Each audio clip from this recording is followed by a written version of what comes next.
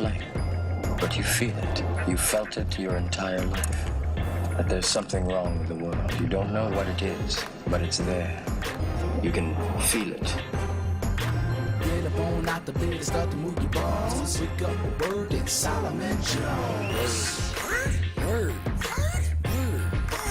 You better wake up now. Good morning. This is Solomon Jones on 900 AM, 96.1 FM, WURD, and I want to welcome you to another edition of Wake Up with Word, Kawesa. So I'm driving through, like, the gentrifying communities of Philadelphia this morning. And I realized something because I see they got like the same kind of decorations that Levita has put out in front of our house. Like she's got this corn. The corn is like, I don't know, it's like hard. Somehow they make it so the corn is hard, right? Yeah. And they tie it together and it's like a decoration for fall. Well, she put it on the door and something is eating the corn. Yeah. Right? So, but wait, there's more. So we got pumpkins too, and she put these pumpkins like on the steps, and you know, next to her little flower, she got flowers, and you know, got it decorated real nice, you know. But something is eating the pumpkins. Oh, good. And I'm coming through the gentrifying communities of Philadelphia, and ain't nothing eating their corn, ain't nothing eating their pumpkins. You know what I'm saying? Like the squirrels and the birds and the critters are different in black neighborhoods than they are in the gentrifying communities of Philadelphia. They don't do that in these places. Got like hood squirrels. Squirrels. Hood birds. That don't care. They do not. This ain't no decoration, man. This food. Now get out the way so I can eat it. That's what they do. You know, I mean, it just hit me like, wait, why aren't they eating theirs? I don't know. Maybe they're not as hungry. That might be true. I don't know. Oh, my God. Yeah, so that's my observation for today. I have more, but it has been a crazy weekend politically, and we'll talk more about that later. But if you listen to this show at all, you know I'm a huge Eagles fan, and so I have to give a shout-out to my team for a big win in San Francisco last night. The Eagles are now 1-2-1, and with just one win and one tie, they are leading the NFC East.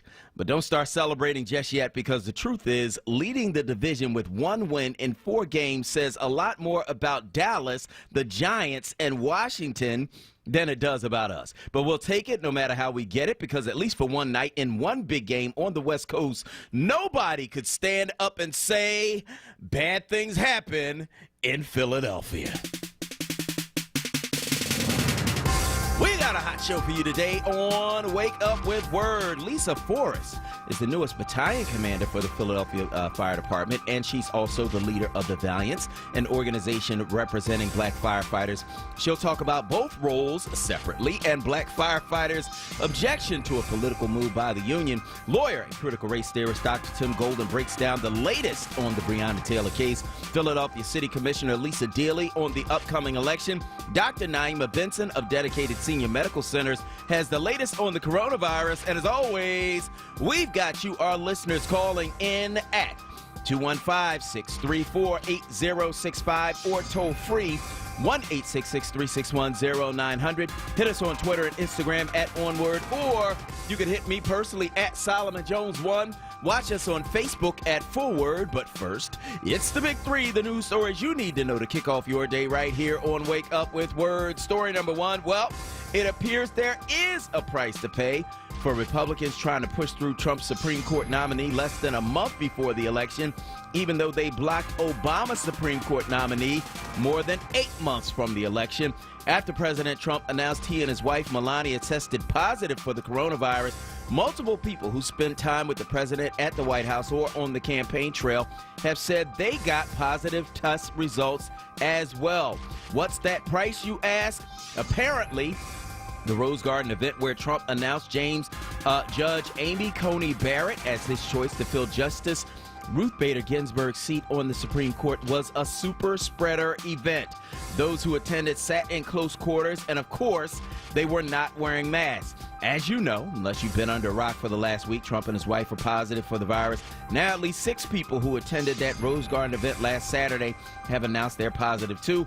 Multiple people who recently met with the president have announced they tested negative, but it can take several days for someone who has been exposed to the virus to feel symptoms or test positive. Among those who have tested positive, Bill Stepien, Ronna McDaniel, Senator Tom Tillis, Senator Mike Lee, Hope Hicks, and Kellyanne Conway. So far, Joe Biden and his wife have tested negative. And former New Jersey Governor Chris Christie. Oh, yeah, I forgot about Christie. Him too. Yeah. I've been trying really hard to, like, have, sum up a little bit of, like, compassion and empathy. I haven't been, out here, wishing harm to people, because I just think that's wrong. Yeah, that is wrong. But I just, the sheer irresponsibility of this whole situation, and you knowing before you went to this event that Hope Hicks had tested positive, and you still went out there with no masks, and you still were out there in each other's spaces and spitting on each other and just, breathing in COVID. Like, I'm finding it very difficult. I do not wish harm on anyone. This is a terrible disease. It really, really is. But, yeah, I'm not going to say anything. You know what I want to say. I know. Hey. The deep thing is this, that Donald Trump showed no compassion for anybody, right, with this disease, or really with anything else. And now they expect everybody to show compassion for them. And it's like, dude, are you joking? Are you serious? Because you can't be serious right now. But apparently it is. They went so far as to have his son go on Fox News and say, all of the mean things people are saying about my father now that he has COVID is really below the belt. Below the belt? You called Ted Cruz's wife ugly. You said that his father helped to kill JFK. You called Joe Biden Sleepy Joe, laughed at him for wearing a mask. You made fun of a person who was disabled on the national stage. You lock kids in cages. What do you mean it's below the belt for people to be mean to you? Are you kidding me? Is this some kind of joke? Am I being punked? Like, is there a camera somewhere? Like, what are you talking about? It is insane. It is absolutely insane. I'm watching these people, and I'm like, wait, people like this live in America? They run in the country? Yo, it is crazy to watch. So, Kwesa, I say all that to say I know exactly how you feel, because they want people to be nice to them, and you were nice to nobody. Nobody. Let's move on. Story number 2. 2 very different accounts emerged on Friday from the closed-door grand jury proceedings around the killing of Breonna Taylor, a black emergency room technician whose death spurred protests across the country. Taylor's boyfriend, Kenneth Walker, said that he was scared to death when he and Taylor heard pounding on the door in the middle of the night and got no response after they yelled, "Who is it?" The officers involved in the raid told investigators that they had identified themselves as the police before they burst through the door. Daniel Cameron, the Kentucky Attorney General, released the recordings on Friday after a judge ordered him to do so, but the recordings did not include the instructions that prosecutors gave to the 12 jurors. One juror said Mr. Cameron was deflecting blame by saying it was jurors who had opted not to indict the 2 officers who shot Miss Taylor. The audio files do not include statements or recommendations from prosecutors about which charges they think should be brought against the officers who took part in the raid. So, Kuwait said they released recordings, but they still hiding stuff. Yeah, of course. Well, I mean, I think that we knew that was going to be the case. Like, I think that we understood that, and really, in all honesty, it doesn't surprise me at all. At the very least, this Cameron, he's out here, caping for Trump, caping for the Republican Party. We know that he does not have our best interest. When I say our, black people's best interest at heart. So, yeah, this is not a surprise to me at all. Thanks, brother. Thanks, brother. Thank you, brother. Thanks, brother.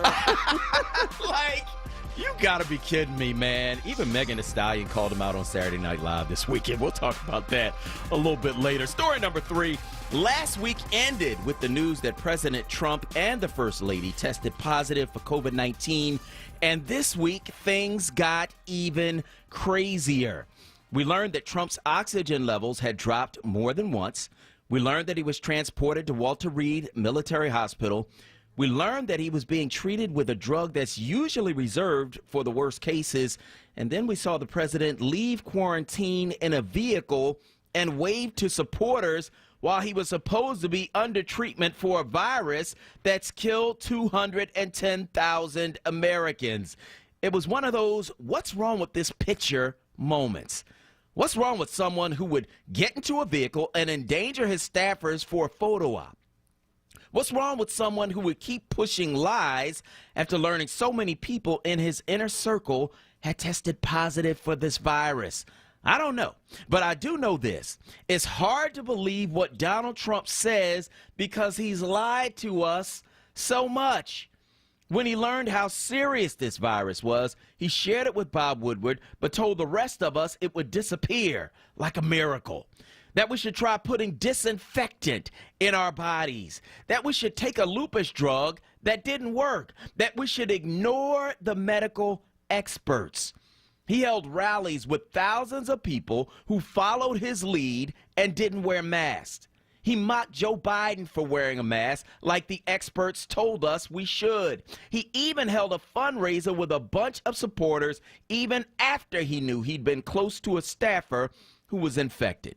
210,000 Americans have died from this virus, and the president's decisions helped make that happen. I hope Donald Trump doesn't die from the virus. I hope he has to live with the truth. I want to hear from you. Give me a call, 215-634-8065. That is 215-634-8065.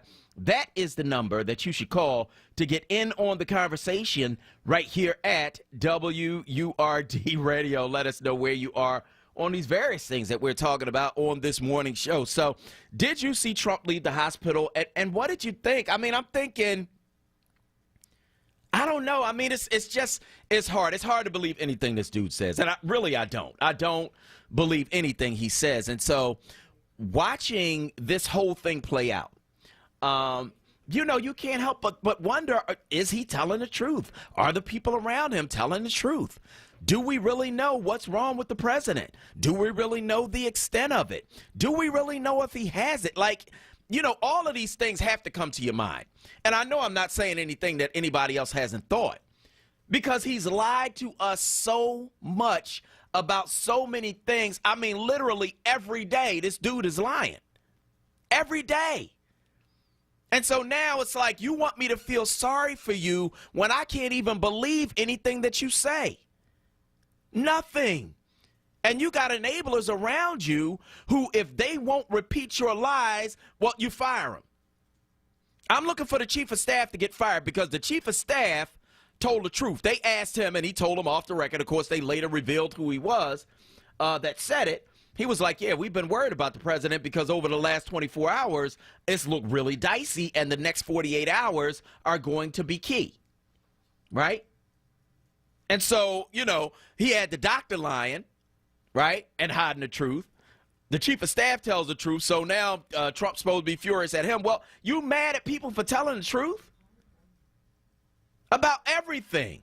And so it's hard to believe anything that he says. We're watching him make these videos, and he's, in a car and riding around. Well, dude, you're supposed to be in the hospital. I mean, do you really even have it?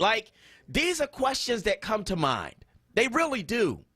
And so, I think for me, the thing that I have to focus on is this, that there's an election less than 30 days away. And I know who I'm voting for, and it ain't him. And so, I just need to keep that in mind for me and for my own sanity, because this dude will have you thinking you crazy. And that's what happens with pathological liars. They lie so much that you start to think, well, is it me? Why do I feel like I'm losing my mind? No, it's them. It's when liars like that are around you, you start to question your own, well, maybe, no, he lying constantly about everything. And so I can't believe anything that he says, not about this, not about anything else. That's just where I'm at. You lied to me too much, man. That's where I'm at. So one thing, though, that I do want to talk about, Kawesa, and this is an important question. It's one of those questions that really, we have to ask every once in a while. And you know what the question is, Kawesa, because we kind of discussed this. And I got to give a shout out to my wife because she did mention to me this question. What is something that you should never buy generic? I need to know. 215-634-8065. That is 215-634-8065. That is the number you can call to get in on the conversation right here at WURD. Yeah, what is something that you should never buy generic? I mean the store brand. The cheap one, the one that costs about half of what the real one costs. You know what I'm saying? Certain things that you should never buy generic. Kawesa, when I posed this question to you, you mentioned something to me. You know what? We're going to hold on to it. We're going to hold on to it. She laughed. We're going to hold on to it because I'm telling you, there's some things, and I've already kind of got my list. There's some things that you should never buy the store brand. You should never buy generic. It's just some things that you don't do that. So I want to hear from you. Give us a call, 215-634-8065. That is 215-634-8065. Do you believe Donald Trump? And what is that thing? What are those things? Give me one thing, because don't come in here with the whole list and you ruin it for everybody else. Give me one thing. One thing that you should never buy generic. We're going to go to break. On the other side, we're going to continue the show right here on WURD. Keystone First VIP Choice HMO SNP Dual Eligible Special Needs Plan has a 4 out of 5 star rating and is one of the highest rated Medicare plans in the region. Keystone First VIP Choice and you are better together. If you live in Philadelphia, Bucks, Chester, Montgomery, or Delaware County and you have both Medicare and Medicaid, choose the Medicare plan that is working to help you get better care. Enjoy extra benefits at no cost to you with Keystone First VIP Choice. You get benefits like dental, vision, and transportation to and from your medical appointments. They also cover a fitness membership to a gym of your choice. $150 toward over-the-counter pharmacy items. There's no copay for doctor's visits. They offer a large provider network, a great prescription plan, dental coverage, and even eyeglasses. Plus, you don't have to wait for open enrollment. You can change your coverage every quarter. Keystone First VIP Choice. The name you trust, the service you deserve. Call Keystone First VIP Choice today at 1-877-686-1760 or visit KeystoneFirstVIPChoice.com. WordRadio.com. We've all adjusted our daily routines in these unprecedented times. And for many of us, voting at our polling place in November is a routine that means so much. But did you know that every Pennsylvania voter can vote by mail from home this year? Whether you're a Pennsylvania senior, essential worker, or simply someone who needs more flexibility to vote within a challenging schedule, voting by mail allows you to make your voice heard at the ballot box on your schedule while protecting your family's health. You can turn your mailbox into a ballot box by simply visiting votespa.com on your computer or any mobile device to request your mail-in ballot.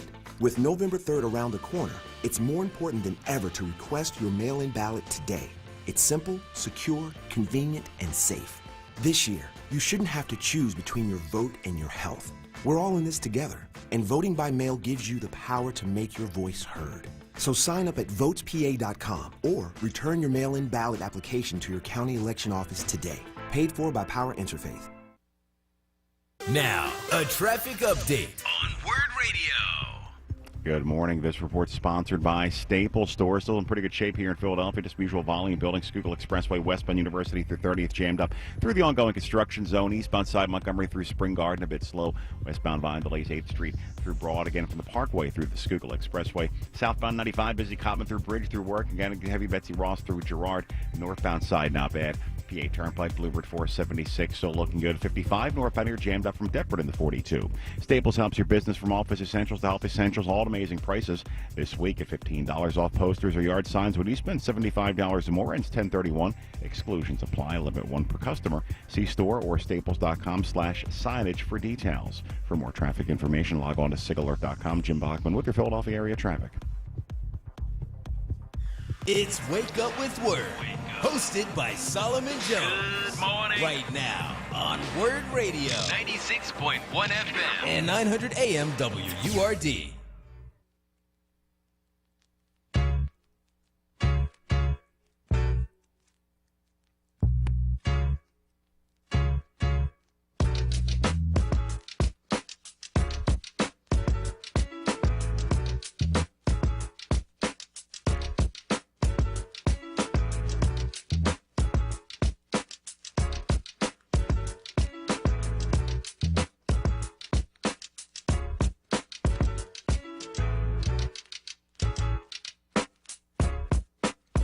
Good morning. This is Solomon Jones on 900 AM, 96.1 FM, WURD, and I want to welcome you back to Wake Up with Word. So we're talking about a number of things on this morning show, and one of them is the president, and he's supposed to have coronavirus, but he's riding around in a vehicle, waving to people, and making videos and signing fake papers and like all kinds of stuff. And I'm just watching him like,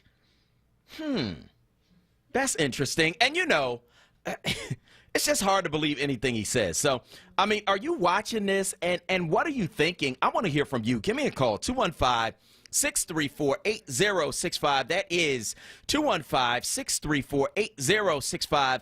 That is the number you can call to get in on the conversation right here at WURD Radio. Let us know where you are on these various things we're talking about on this morning show. 215-634-8065. Of course, two very different accounts emerged on Friday from the closed-door grand jury proceedings around the killing of Breonna Taylor once the tapes were let out. And it's interesting because the Kentucky Attorney General, Daniel Cameron, of course, let out these tapes, but on the tapes it says nothing about what recommendations he made to the grand jury because they're going off of his recommendations, right?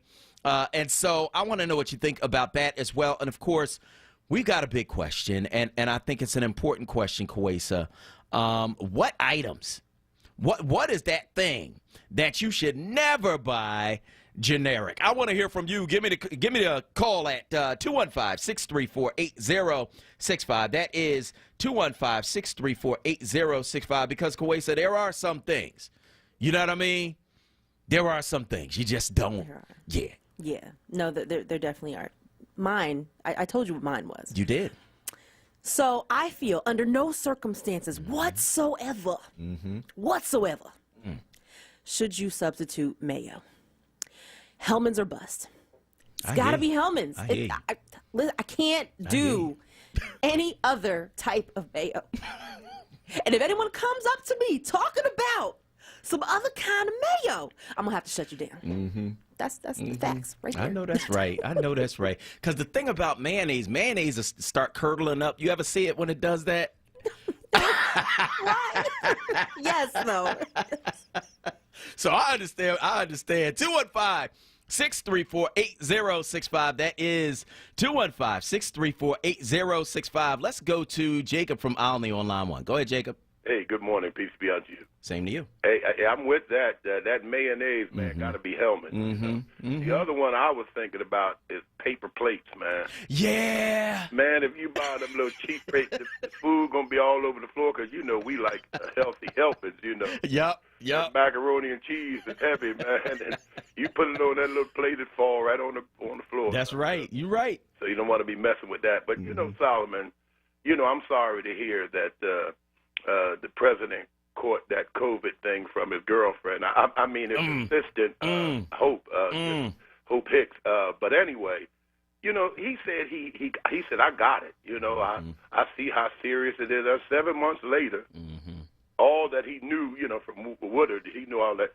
But anyway, he said he got it.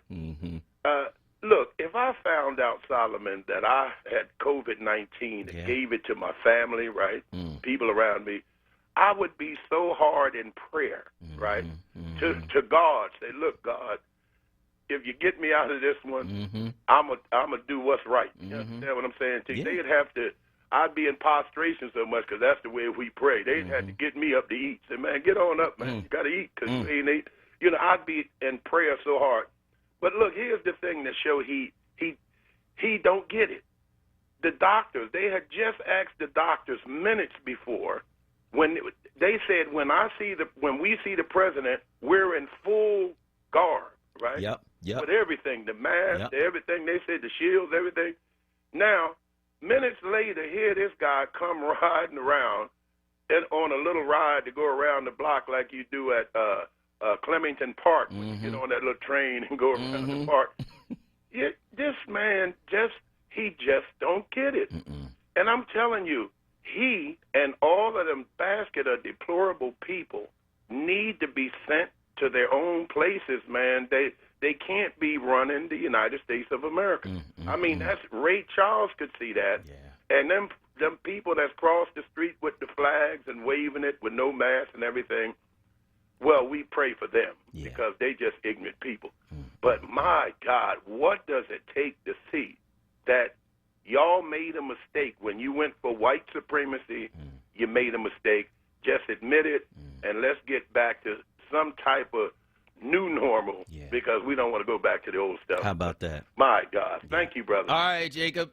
Thank you so much for your call this morning on WURD Radio. If you want to get in, it's 215-634-8065. That is 215-634-8065. Let's go to Malik from Mount Airy on line 2. Go ahead. At this point, with 45, only person I'm believing is his staff member that said, look, it could be touch and go for the next 48 hours. Yeah. He's telling the truth. Yep. Because, look, my reputation is on the line, and part of all military is integrity. So, okay, I can believe him.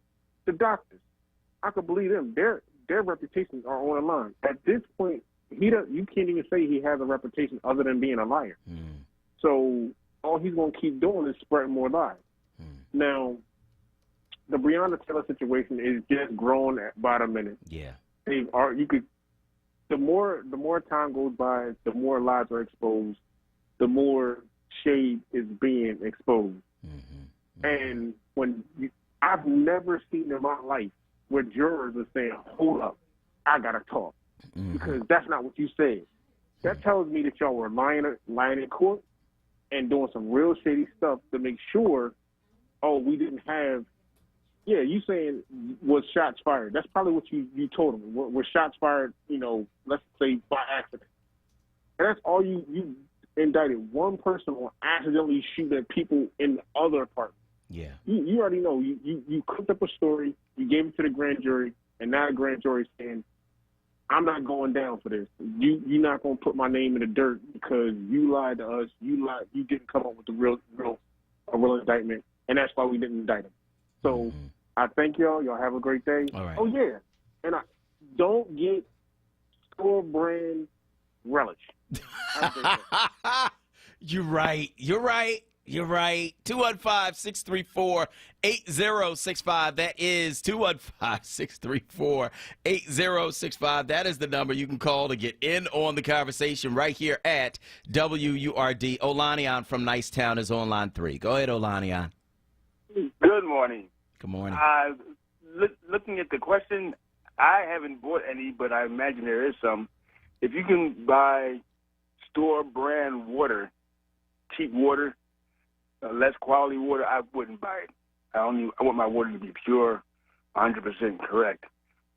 As far as the president is concerned, the way he treats himself and the virus, having the virus, assuming he has it, tells you how he will treat us, especially those who don't look like him. All right, Olanian, thank you for your call this morning on WURD. Tyrone from South Philly is on line 4. Go ahead, Tyrone. Hey, Solomon. Yeah. What you do last week at night? Think about this. You know what? My wife told me this one. So. Now, look, you need to get your wife in the studio then, brother. I know, okay. I do. Okay, but she's on point, Solomon. As far as that grand jury, Solomon, goes with that Breonna Taylor case. Yeah. A half a truth is a lie. Okay. Remember you had the question last week about mayonnaise on cheesesteaks? Yes. Got to be Hellman's. Okay. And as far as generic brand, laundry detergent.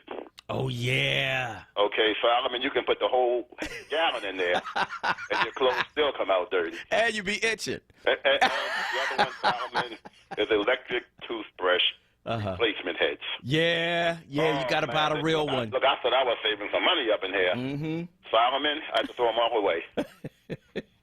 Solomon, have a great day. All right, man. I want to thank you so much for your call this morning on WRD. It is funny he says that because I use an electric toothbrush, and I will not, under any circumstances, buy the fake replacements. So I understand. You are absolutely right. 215-634-8065. That is 215-634-8065. Alma from Arden, PA, is on line 1. Go ahead, Alma. Hi, my name is Alma from Arden, PA. Uh-huh. I only want to make one remark about President Trump. Okay. I am sorry to have to say this. I'm not really sorry. But the man is a liar.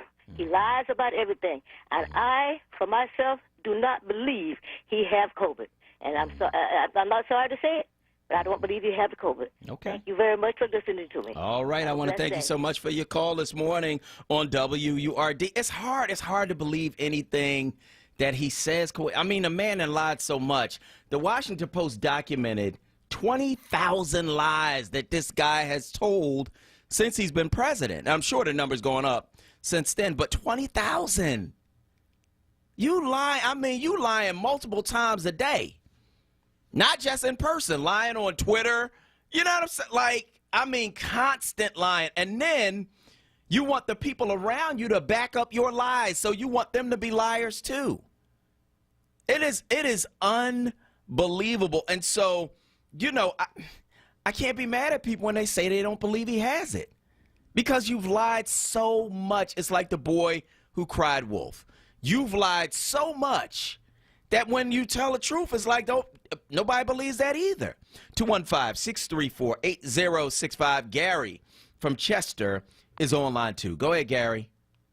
Solomon Jones, thanks for taking my call. You're welcome. Solomon Jones, what you don't get store-bought is razors. Because if you get store-bought razors, your neck going to look like the DA from Kentucky. You know what I mean? You're not just store-bought. You mean the senator? You talking about Mitch? No.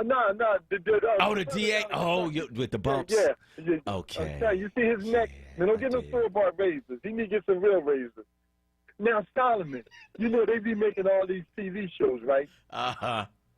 They doing the Beverly Hillbillies. Uh-huh. You know who's going to play Granny? I do, but go ahead. Mitch McConnell. Mitch McConnell. Oh, man, that's cool. That's cool.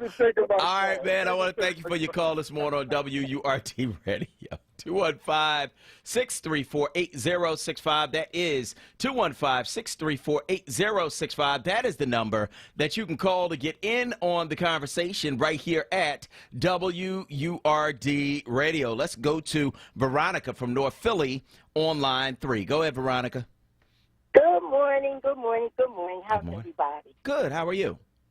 I'm well, thank you. But this is so funny. There's two things I think it's a hoax. I don't want to say that because I'm a Christian. I am still praying for the leaders of the world. Mm-hmm. But who gets in their car, mm-hmm.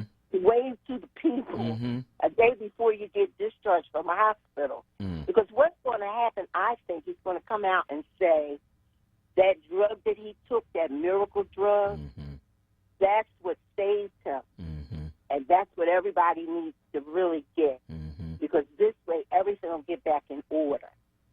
It's just, the girlfriend gave it to him. I agree with the first caller. Mm-hmm. I just believe the girlfriend gave it to him, and he gave it to his wife, and, you know, right on down the line. Mm-hmm. What I also wanted to say, on a Facebook post, this is kind of funny. Mm-hmm. It was him in the hospital bed, and Obama standing over the bed, and Obama says to him, "Do you have Obamacare?" Oh, wow. I thought that was pretty funny myself. Yeah, I mean, it's a lot, and I want to thank you for your call this morning on WURD. It's a lot, man. It's a lot, and you don't want to be crass and you don't want to be mean, because any of us could get it. You know what I mean? And it could be serious, and so we want to be sensitive to that. But this dude is trying to cancel the Affordable Care Act during a pandemic, in the middle of the biggest health crisis we have seen in our lifetimes. You trying to cancel people's health insurance. Like, you know what I mean? Like, how can you be nice? How can you be nice about that when this dude has done, like, all this stuff? When they told him, you know, it's like hundreds of thousands of people dead, you talking about it is what it is. What do you mean? So how do you then expect people to be, you know, nice about you having this? Like, you know, we don't want you to die. I don't. I want you to have to live with it.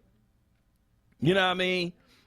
With the consequences of it. I do. But as far as, like, you know, people being nice, you can't really expect that because you've been so mean to everybody else. 215-634-8065 is the number. You can also weigh in on Facebook at ForWord. That's FORWURD, FORWURD. That's where you can weigh in on Facebook and let us know where you are in these various things we are talking about on this morning's show. We are going to go to break, and on the other side of this break, it's right back to your calls, right back to your comments, right here on WURD. Dietz & Watson has been making premium meats and artisan cheeses for over 80 years. And when it comes to stacking sandwiches and party platters, they've got something for everyone in the family, like maple honey turkey breast, American cheese, buffalo chicken, and more. So get to your local deli and taste 4 generations of family recipes. With Dietz & Watson on the table, you'll have everyone coming back for seconds and thirds. Dietz & Watson, it's a family thing since 1939. Support independent black media and join the ForWord movement now at 215-425-7875 or visit wordradio.com. Listen to Laborers Live. We created the weekend. We created the 40-hour work week. We just want enough to feed our family, be able to send our children to college, and let our next generation do better than we did. The people that might have forgot how important unionism is in a country like the United States. People now infringing on our 8-hour workday, trying to work people more than 8 hours without overtime, trying to work people without benefits. In the long run, everybody's getting fat paycheck except the worker. So this is really a wake-up call for America. The struggle is continuous. Tune in to Laborers Live every Friday from 4 to 5 p.m. Sponsored by LESIT, the Laborers Employers Cooperation Education Trust of the Laborers District Council of Philadelphia and vicinity. Local 332, Sam Staten Jr. Business Manager. Local 57, Esteban Vera Business Manager. Local 135, Dan Woodall Jr. Business Manager. Local 413, James Harper Jr. Business Manager. The Laborers District Council, Ryan Boyer Business Manager, and Tony Staten, Executive Director of LESIT. WURD Radio presents the following information to help you navigate the up-and-coming election. Still concerned about COVID-19 and voting in person?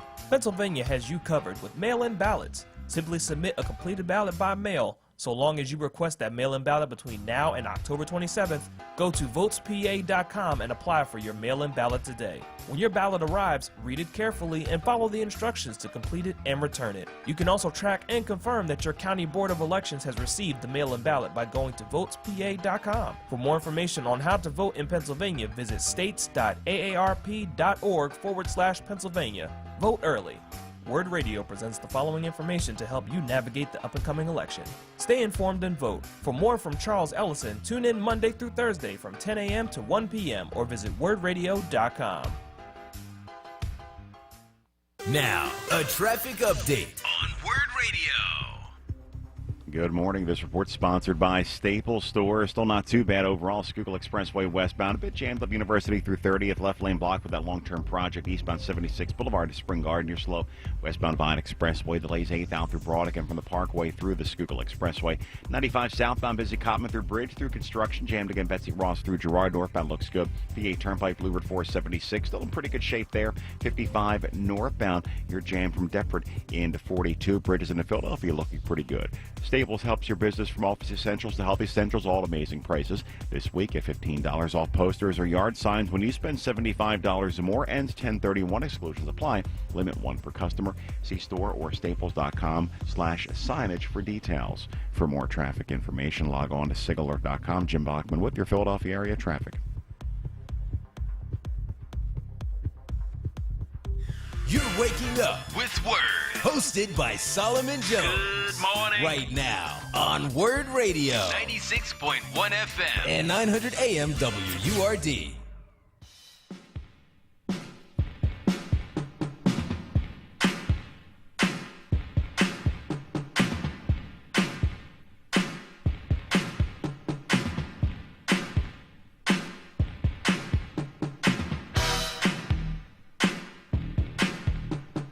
Good morning. This is Solomon Jones on 900 AM, 96.1 FM, WURD. We want to hear from you. We're talking about a number of things on this morning's show, including the president basically like saying he has COVID but going around like he doesn't. It's kind of weird. Like, why are you in a car driving around waving to your supporters?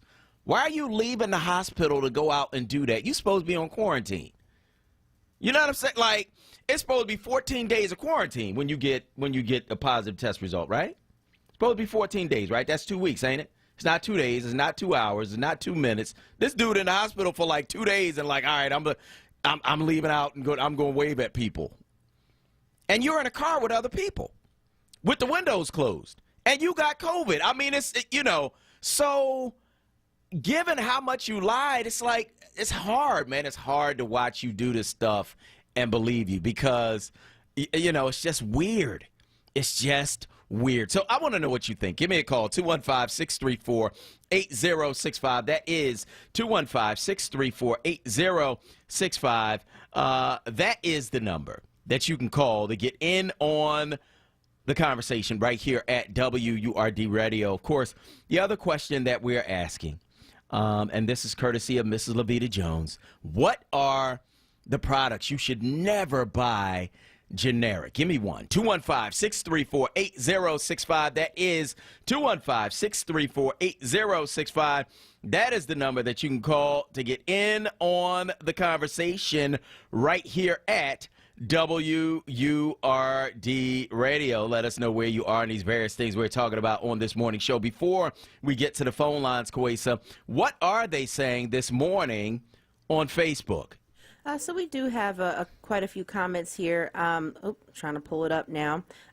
Excuse me, I almost had to cough. No! Dorisha K. Parker, good morning, everyone. How about them Eagles? It feels great to say that this morning. Eagles. So that's one comment that we have here. Julie Taylor, and I believe actually she's replying to Carol Trimble, but talking about the fake crab meat, that you shouldn't get the fake crab meat. And Julie is saying that it's made from a pollock fish. So, yeah, that fake crab meat, nah. Yeah. No, I'm good. Yeah. So I have to agree. Michelle Tulak-Neal, he does not have coronavirus. So that's another comment. Good morning to Cheryl Brown. Good morning to Casa Who. Steph Michelle, dear Word family, let's just assume everything 45 says is a lie. Jason Matthews, good morning to you. Stephanie P. Gentry says sliced cheese. That's one, to not skimp on. You got to get the right kind of sliced cheese. Donna Torrance, good morning to you as well. And then also, I did see somebody else said cheese as well. And then we also have, trying to slide it over here, we also have Teresa Smith. She agrees with us on the mayo. Good morning, Solomon and Kwesa. Mayonnaise should not be substituted. You can't make good potato salad with knockoff mayonnaise. Hellman's all day long. So yeah, I wholeheartedly agree with you there. And Linda Pierce says peanut butter. Yeah. I hear you on the peanut butter. I agree.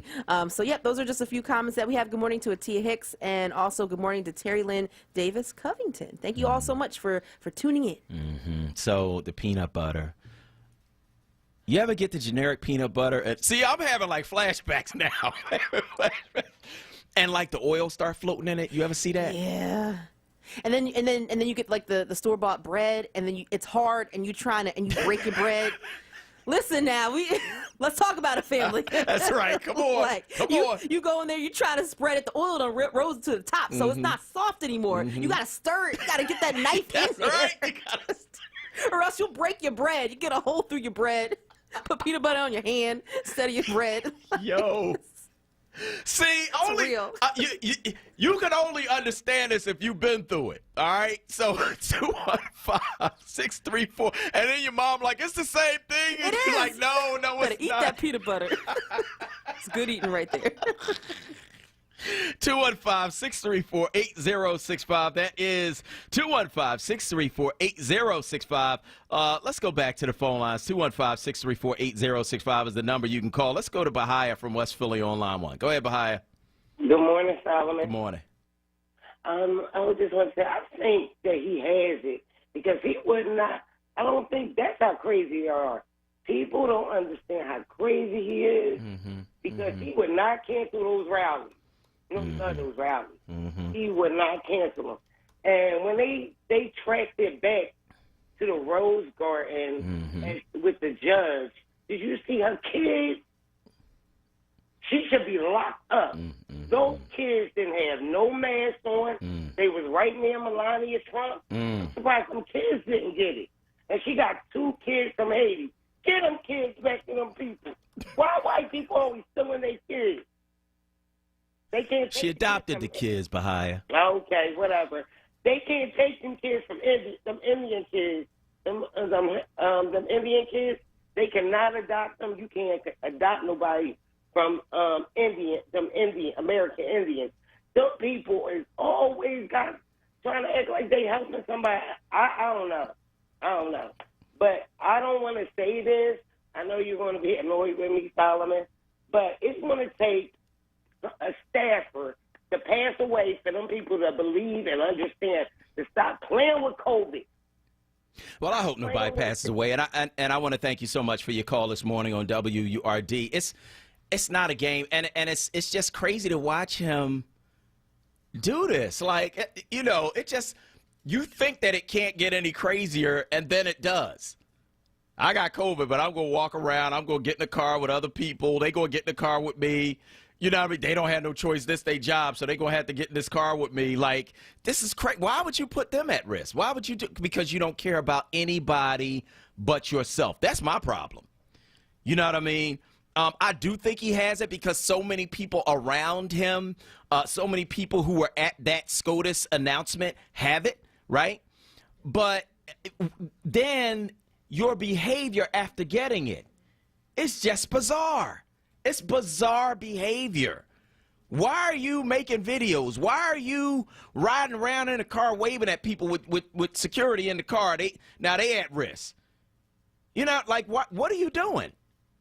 But it's just the same, like, crazy, self-centered, bizarre behavior. Like, you know, the thing that really let me know he was far gone was in the debate. Now, you know, in between watching him interrupt the moderator, interrupt Joe Biden, just keep talking and just not shut up, right?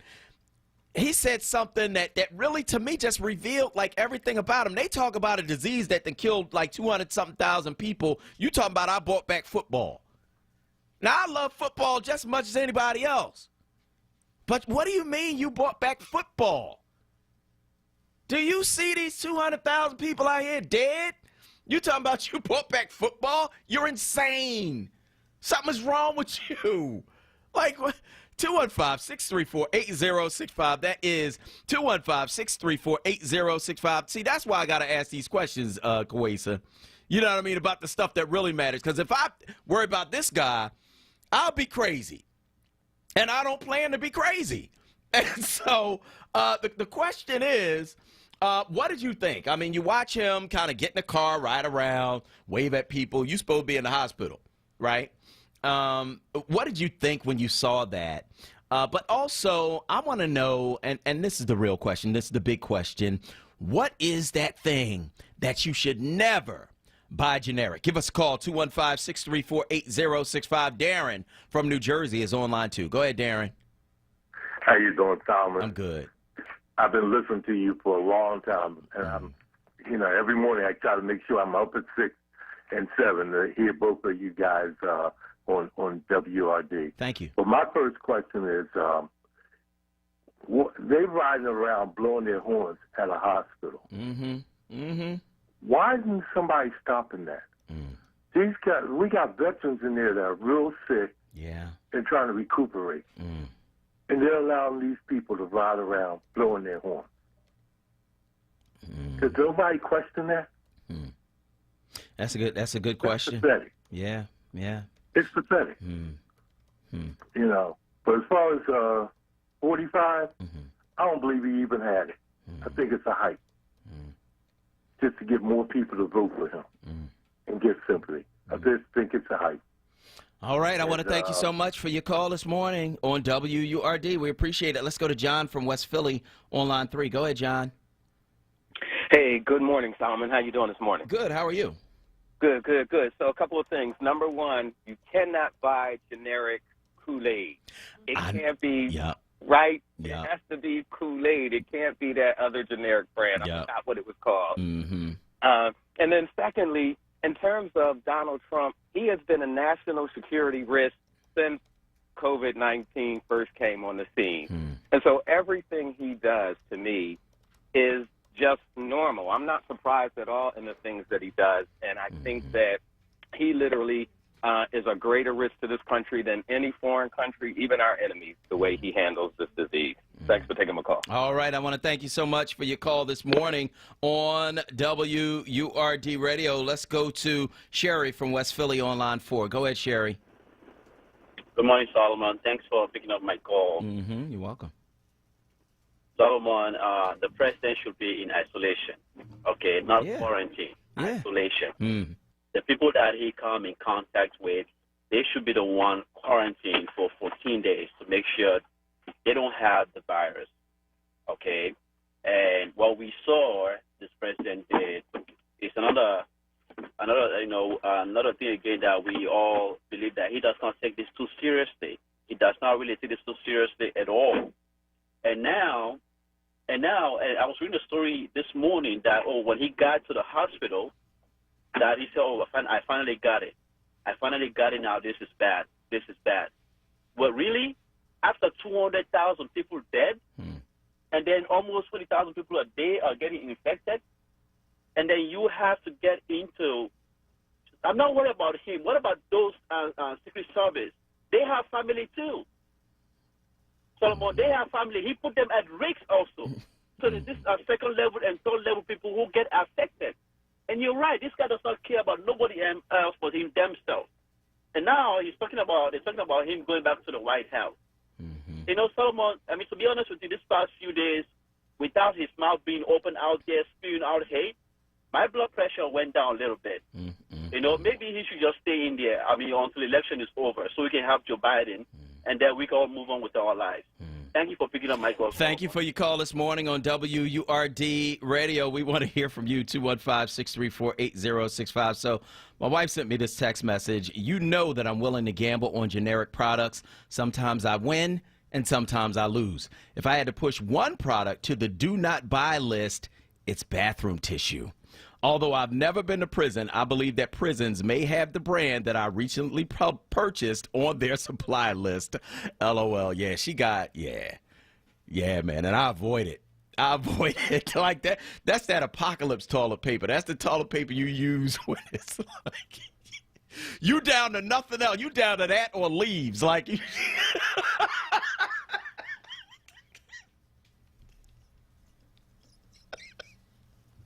215-634-8065. All right, we're going to go to break. We got to go to break. On the other side, we're going to continue the show right here on WURD. Legal information, black history, hip-hop, and much more. It's the Radio Courtroom with attorney Michael Cord every Sunday morning at 11 a.m. right here on WURD 96.1 FM and 900 AM. Streaming live at wordradio.com and on the Word Radio app.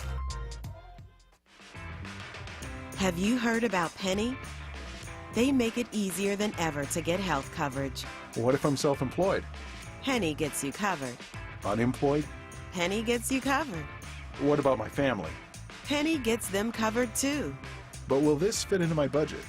Penny can connect you to financial help to lower the cost. Really? Where do I go? Easy. Just go to PENNIE.com. Family Therapy Vignette Moments with Dr. Lucille iJoy. Come on out and become a WURD Radio member one by one. Renew your membership or get a new one. Get serious information and have some fun. Call 215-425-7875. That's 215-425-7875. Come on out and become a WURD Radio member one by one. Renew your membership or get a new one. Get serious information and have some fun.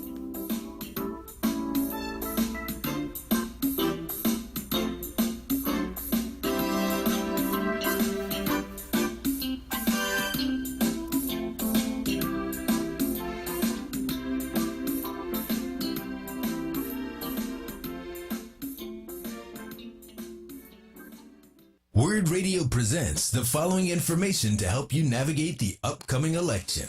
This is Charles Ellison, host of Reality Check on WURD. Are you a Philly area voter who received your mail-in ballot but suddenly decided you want to vote in person? If you return your complete ballot to the county election office by October 27th, you may not vote in person on Election Day. However, if you don't return your complete mail-in ballot to your county before October 27th, you can go to a polling place, surrender your unvoted ballot and voter's declaration envelope, sign a statement, and vote on the machines. Keep following us at onWURD on Twitter, Facebook.com/4WURD, and hashtag Word on Politics for constant updates on election 2020. And remember, vote early. Stay informed and vote. For more from Charles Ellison, tune in Monday through Thursday, 10 a.m. to 1 p.m. or visit wordradio.com. Lifting every voice till earth and heaven ring. This is Word Radio, 96.1 FM and 900 AM WURD Philadelphia. Black Talk Media. Now, a traffic update on Word Radio. Good morning. This report sponsored by Staples Store. Still not too bad overall. Schuylkill Expressway westbound. A bit jammed up University through 30th. Left lane blocked with that long-term project. Eastbound 76 Boulevard to Spring Garden. You're slow. Westbound Vine Expressway. Delays 8th out through Broderick and from the Parkway through the Schuylkill Expressway.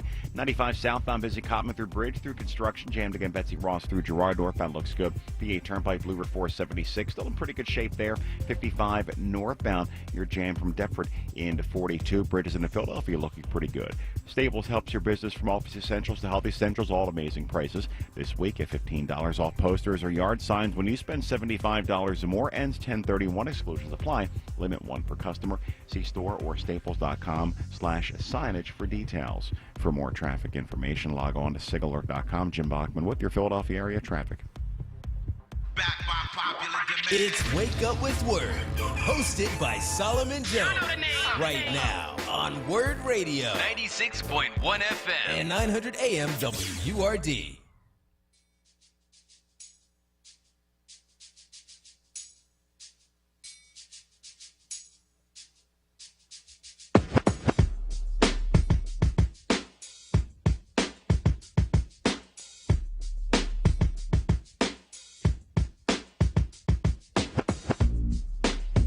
Good morning. This is Solomon Jones on 900 AM, 96.1 FM, WURD, and I want to welcome you back to Wake Up with Word. Joining us now is Lisa Forrest.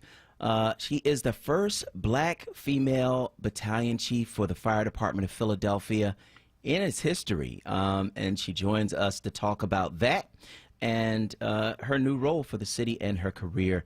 Good morning, Ms. Forrest. How are you?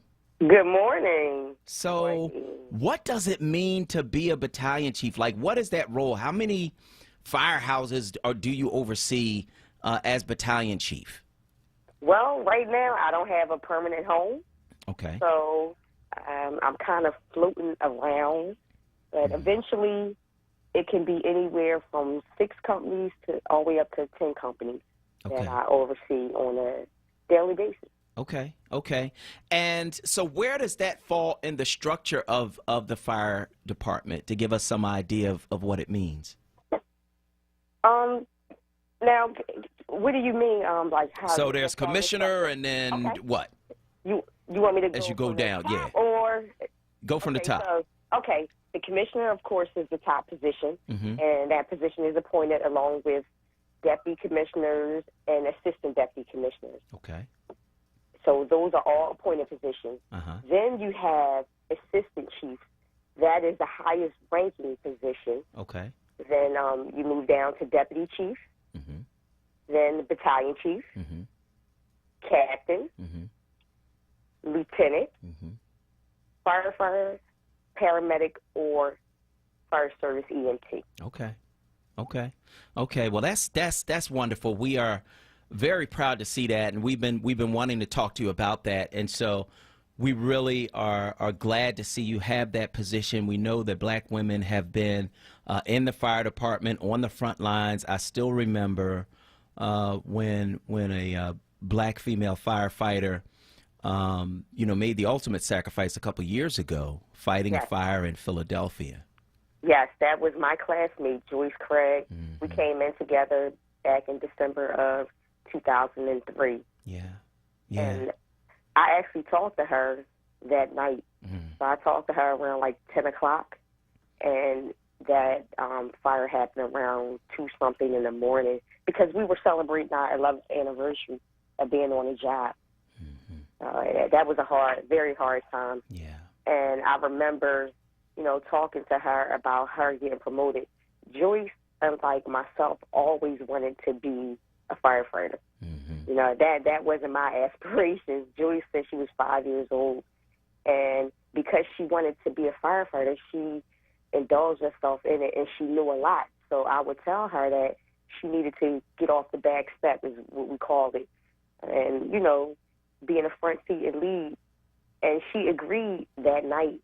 But unfortunately, her life was taken, and as she was fighting a fire in West Oak Lane and saving the life of an elderly woman. What made you decide to become a firefighter? It started out with me needing a job. Okay. Keep it real. That's right. I keep it real. That's the only way I know how to do. So I had just come back from the military, and I didn't have a job. And the reason I went into the military was to get money for college. But an injury forced me out of the military, so I had to leave the military. And now I'm back at square one. So now I'm no longer in school, and I have no job. And you know how it is when your parents, when you tell them you grown, you're not going to just sit home, because I had to go back home. So you do something. You go to school or you work. So the fire department was hiring I wanted to originally go back to school for nursing, so it was kind of like just a means to, and the city had tuition reimbursement. Okay. So what I was going to do was use the fire department to go back to nursing school and leave after 5 years. That was my plan. But I always say the joke was on me. Within 5 years, I actually made lieutenant. Okay. And just kept on going from there. I ended up falling in love with the job. And it became more of a career. It wasn't a job for me, It was something that I loved to do. I love, even after 16 years, waking up, going to work every morning. And I've always worked. Ever since I could get working papers, I worked. And I never felt like that about any job that I held. But the fire department, it has, just given me so much, so much joy. And I wouldn't trade it for the world. If I had to repeat the whole thing all over again, I would do it all over again. What's special about the fire department, about being a firefighter, that made you fall in love with it? Well, you have the cliche saying, why do you want to be a firefighter? And the cliche saying is, because I want to help people. And it may sound cliche, but it's true. It's about helping people. It's about serving people. I took the test after 9/11. A month after 9/11, and to watch, those individuals sacrifice themselves for the good of people. Like, those were the heroes that, went in when everybody was running out. And that I learned at an early age, growing up in church, that, leadership is about servitude. Yeah. That you have to be a server. And that's what the fire department does for me. And not only allows me to be a leader, it allows me to be a servant, which we all should be striving to be, not how we can be served, but how we can serve others. And so you've done that for 16 years. Of course, the Philadelphia Fire Department has a long and distinguished history, and it's something that, a lot of my family worked for the city. Okay. And what I found is that was the kind of opportunity where you could go in and you could grow and you could become supervisors and that kind of thing. It's an opportunity that I think a lot of black people would appreciate, because in some other places you don't have the same kind of opportunity. Have you found that to be true? Yes, I just like yourself. I have family members, current and previous, that work for the city. They, like my grandmother, she was the orphanage clerk. Mm-hmm. So my family worked for the city, but not in this capacity. I did have an uncle who was a firefighter back in the 60s. It was my grandfather's brother. He's still alive today. He got injured on the fire department back in the 60s. Okay. So in this type of capacity, I've never really seen anybody in my family.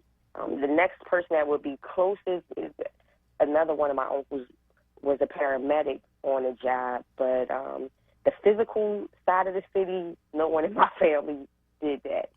So I just had to just go off on faith, and I've always been a daredevil too. So pretty much anything that you told me that I couldn't do or I shouldn't do, I did it. Oh, that's too dangerous.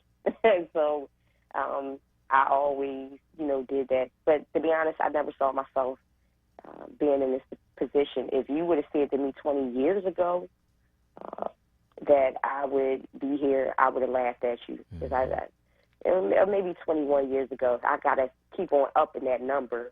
Because I'm getting closer and closer to my 20th year. In December, I'll hit my 17th year. So, and Diane Mercer, she was one of 3 of the first female firefighters on the job back in 1985. The first female came on the job, period, in 1985. I was 4 years old at the time. Now, I knew Diane because we went to the same hairdresser. Okay. But still, I never looked at it that, I could do it.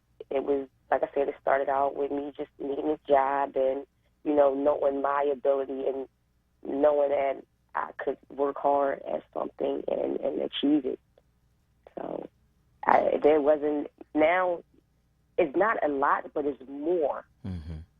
More women on the job now. You have so many examples of women on the job where you can, say, wow, if she could do it, I can. But I'm going to be honest, it was a handful of women when I first started on the job. And in leadership roles, that didn't happen. What advice would you give to a black woman who wanted to become a firefighter and climb the ranks? What advice would you give them that you've learned during your climb through the ranks? I want to make it clear that no one gave me anything.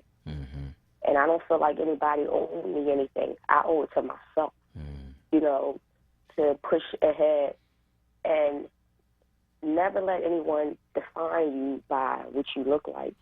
I know you can't see me right now, but I'm 4'10", over 100 pounds, a little over 100 pounds. When I started, I was 4'10" and 99 pounds. I never forget. I went to the city doctor, and the city doctor was a female, and she was African American, and she told me that I needed to gain weight if I was going to do this job.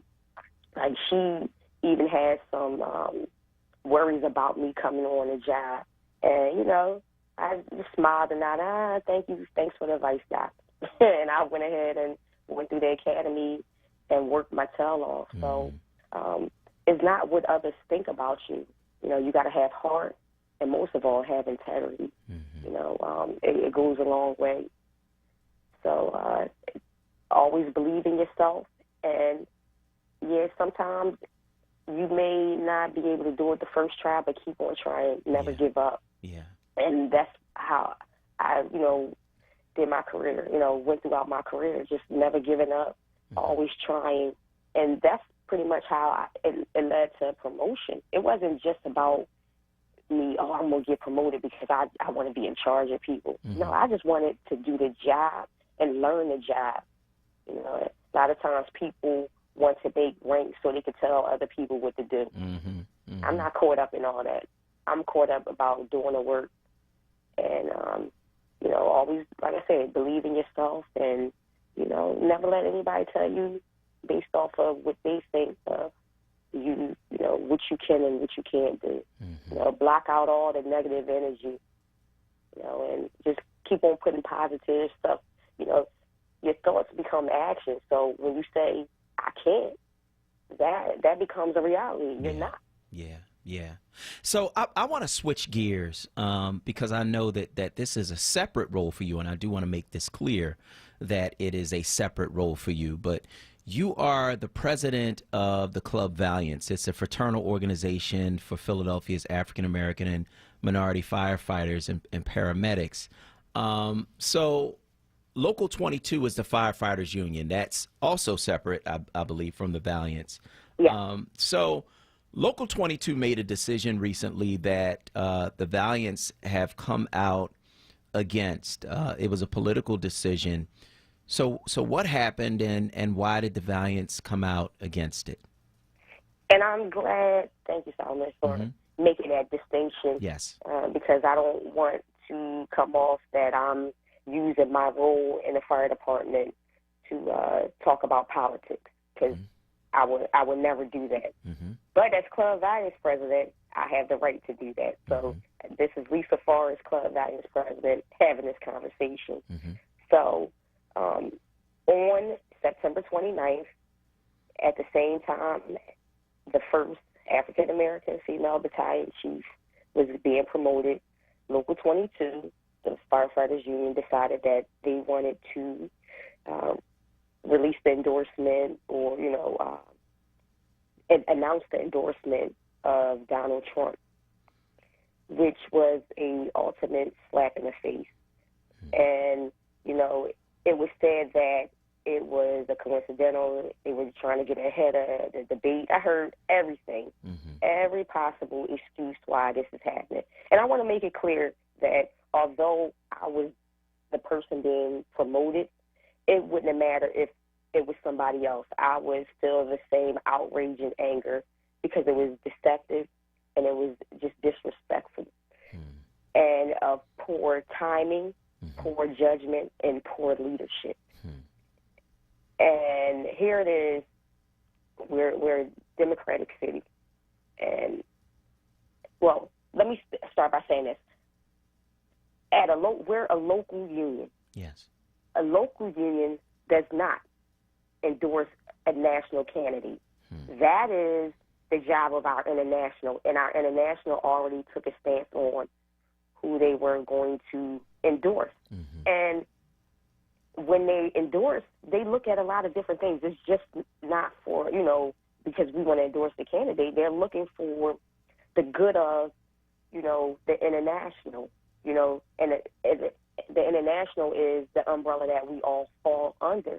So they have a direct line to the White House, So that is why it's important for them to, endorse a national candidate, because they talk to, the White House on a regular with the issues in the fire service. We don't need a direct line to the White House because we have the international. That's their job. So what took place, it appeared to be of a personal agenda, and it continued to further divide our union, which a lot of people in the city know that we had some racial divides, within our union within the last couple of years. That's one of the main reasons that it was said that Commissioner Till came to the city to help, mend the racial divide that in our fire service. So like I said, it was a slap in the face to so many, and it's uncalled for. And so the who made that decision? Are there any black people in the leadership of Local 22, the firefighters union? Were black people involved in that decision? I'm glad you asked that question. Of our executive board in the local, there's not one minority, not one woman, not one black, not one Latino, no minority, not an Asian, because we now have an Asian population on the job. Not one that sit on the board. It was a survey that went out asking, who you were going to vote for. Never in that survey did it say that it would lead to an endorsement. Mm-hmm. So, like I said, that's why I keep on saying it was deceptive. Mm-hmm. So, and, you stack the deck. Like, if you want a survey to go in your certain way, you're going to call people up and say, hey, listen, I got this survey. Make sure you fill it out. Yeah. Like the deck was stacked. Mm-hmm. So when others looked at the survey and said, why does the union want to know who I'm voting for? It's none of their business. Mm-hmm. Now, some people filled it out, but we had 4,700 members. We had about 500 and something fill that out. So is that the overwhelming majority that really wants to go with this endorsement? And you do have some people that do support Donald Trump. Sure. And that's their business. Mm-hmm. But at the same time, they stand in agreement with us to say that, the endorsement was bad, was a bad look. Mm-hmm. Like, keep that private. Just like you go into the booth and you go in there alone. stay like that in your thoughts and in your actions. Mm-hmm. So, it was just a bad decision, and we're outraged, and we're demanding that it is renounced. Renounce the endorsement. Mm-hmm. And when we shouted on the steps of Local 22 the other day to renounce the endorsement, just like it was announced and tweeted out and everything, we want it retracted in the same manner. All right. Well, we're going to be watching that closely. We got a few seconds left. I do want to ask you this. What has the union's response been to the Valiant's demand that endorsement be retracted? It was said to me that me and the local president of the union were close friends, which I never knew that until he told somebody else that we were close friends. And it's funny that we're close friends, but in all of this, I have not received one phone call from him. So I don't know. Everything I'm getting is hearsay and secondhand information as far as, his response to what's going on. Because he has yet to reach out to me, and I feel like I don't have to reach out to him. He should be reaching out to me. Okay. All right. Well, we will be following that closely, and I want to thank you so much. Lisa Forrest has two separate roles. The first one is as battalion chief for the fire department of Philadelphia. She's the first black woman to hold that position in the fire department's history. In a separate role, she is the president of Club Valiance, the fraternal organization for Philadelphia's African-American and minority firefighters and paramedics. I want to thank you so much for joining us this morning on WURD. All right. We'll talk to you soon. We're going to go to break. On the other side, we're going to talk with City Commissioner Lisa Daly about your vote. It is critically important. The election is coming up. Lisa Daly on the other side of this break. A job's about a lot more than a paycheck. It's about your dignity. Under my plan, 50% of emergency small business relief would be reserved for the smallest businesses to recover from the economic mess we're in and to rebuild the economic future our country deserves. We can't just build back to what it was before. We have to build back better. If we truly want to reward the work in this country, we have to ease the financial burdens of care that families are carrying. To start, every 3- and 4-year-old child gets access to free high-quality preschool, and low- and middle-income families won't spend more than 7% of their income on child care for children under the age of 5. Advancing racial equity across the American economy. Building wealth for families of color. Building a future worthy of their courage and their ambition. Just imagine if we could truly unleash their full potential. I'm confident we can do this. I'm Joe Biden, candidate for president, and I approve this message. Paid for by Biden for president. No fear, just facts. WURD.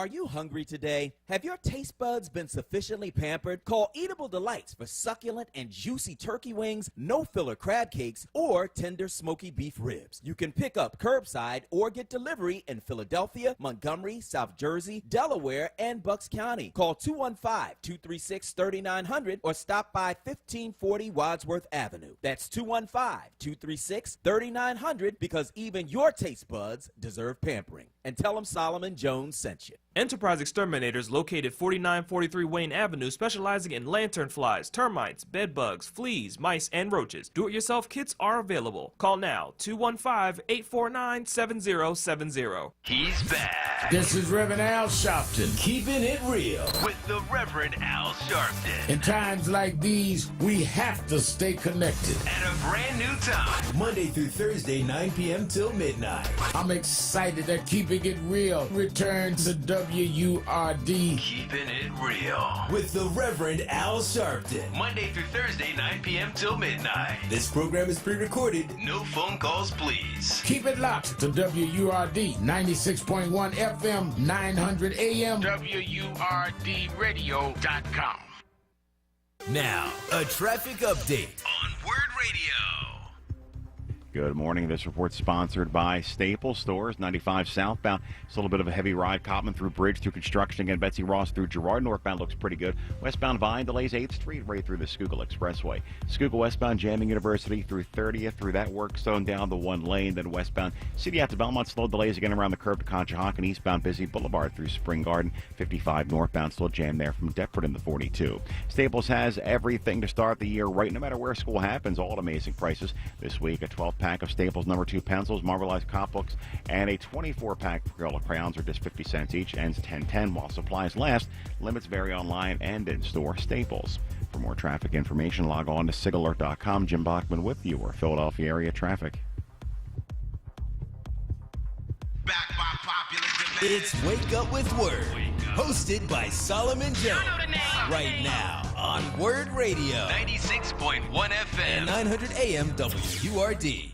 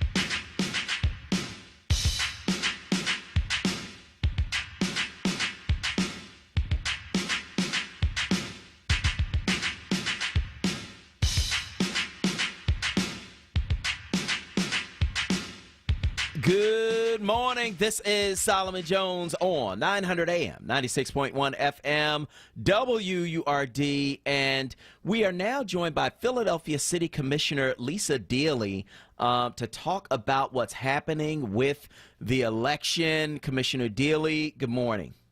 Good morning, Solomon. How you doing? I'm doing good. How are you? I'm doing well. So, fantastic. How many days do people have left to register to vote to make the deadline for this election? The deadline is October the 19th. Okay. So today is October 5th, so you got 2 weeks. 2 weeks. If you need to register to vote, you want to make sure you get registered. If anybody in your family, friends, people you work with has anybody that's going to be 18 on or before November the 3rd, we want to make sure that they're getting registered too. Mm-hmm. And the other people who can vote, who some of them don't know that they can vote, are people who have been to prison and who have gotten out. In Pennsylvania, you can vote. Yes, in Pennsylvania, you can vote. Only incarcerated felons are unable to vote in Pennsylvania. Mm-hmm. So we want to make sure that everybody that is eligible to vote takes the time, registers, and is part of the process. Mm-hmm, mm-hmm. And so I want to talk about the mail-in ballot process. Of course, the president went on a debate stage and said bad things happen in Philadelphia.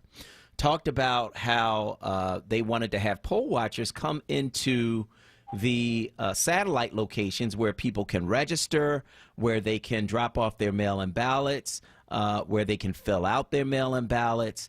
What does Pennsylvania election law say about what can happen in these satellite locations as far as poll watchers are concerned? Poll watchers are used for Election Day. They are used for at polling sites. We opened satellite election offices where voters can go to obtain voting services. They can register to vote. They can apply for their mail-in ballot in person. That mail-in ballot will be printed for them on demand. They can either take their mail-in ballot home and fill it out on their dining room table, or they can stay at the temporary election site and fill it out and leave it with election personnel. Mm-hmm. Does Pennsylvania law allow for people to be poll watchers at satellite offices like that? Poll watchers are for Election Day. Mm-hmm. So that means no. Poll watchers are for Election Day. I got it. Okay. So in terms of those satellite election offices, the last I heard there were 7 of them. Are there still 7 of those offices, and where are they located? We have 7 satellite offices open throughout the city. One is in, so I'll tell you where all 7 of them are. We are at City Hall in room 140. We're at George Washington High School, which is in the northeast on Bustleton Avenue. Roxborough High School, Tilden Middle School, which is on Elmwood Avenue. Julio de Burgos Elementary School, which is at 4th and Lehigh, and Overbrook Elementary School, which is at 2032 North 62nd Street, and our flagship location, which is at the Leocora Center on North Broad Street. Mm-hmm. Okay. And so you have those 7 locations, and where can people go online to find that list of locations? Voters can go for those locations and any other information they need pertaining to the election to PhiladelphiaVotes.com. To be everybody's trusted source for election information is PhiladelphiaVotes.com. Okay, good. So they can go there, and they can also call. What number can they call? They can call our office at 215-686-3460. And somebody would be happy to help them out and give them whatever information they need. All right. So PhiladelphiaVotes.com or 215-686-3460. That's where you can go to get whatever information you need about this upcoming election. And so I want to talk about the mail-in ballots because there is a certain way that you have to package those ballots in order for them to count. Right, so there's two separate envelopes. Can you tell us about what people have to do in order to make sure that their mail-in ballot counts? So when you get your ballot, you take it out of the package.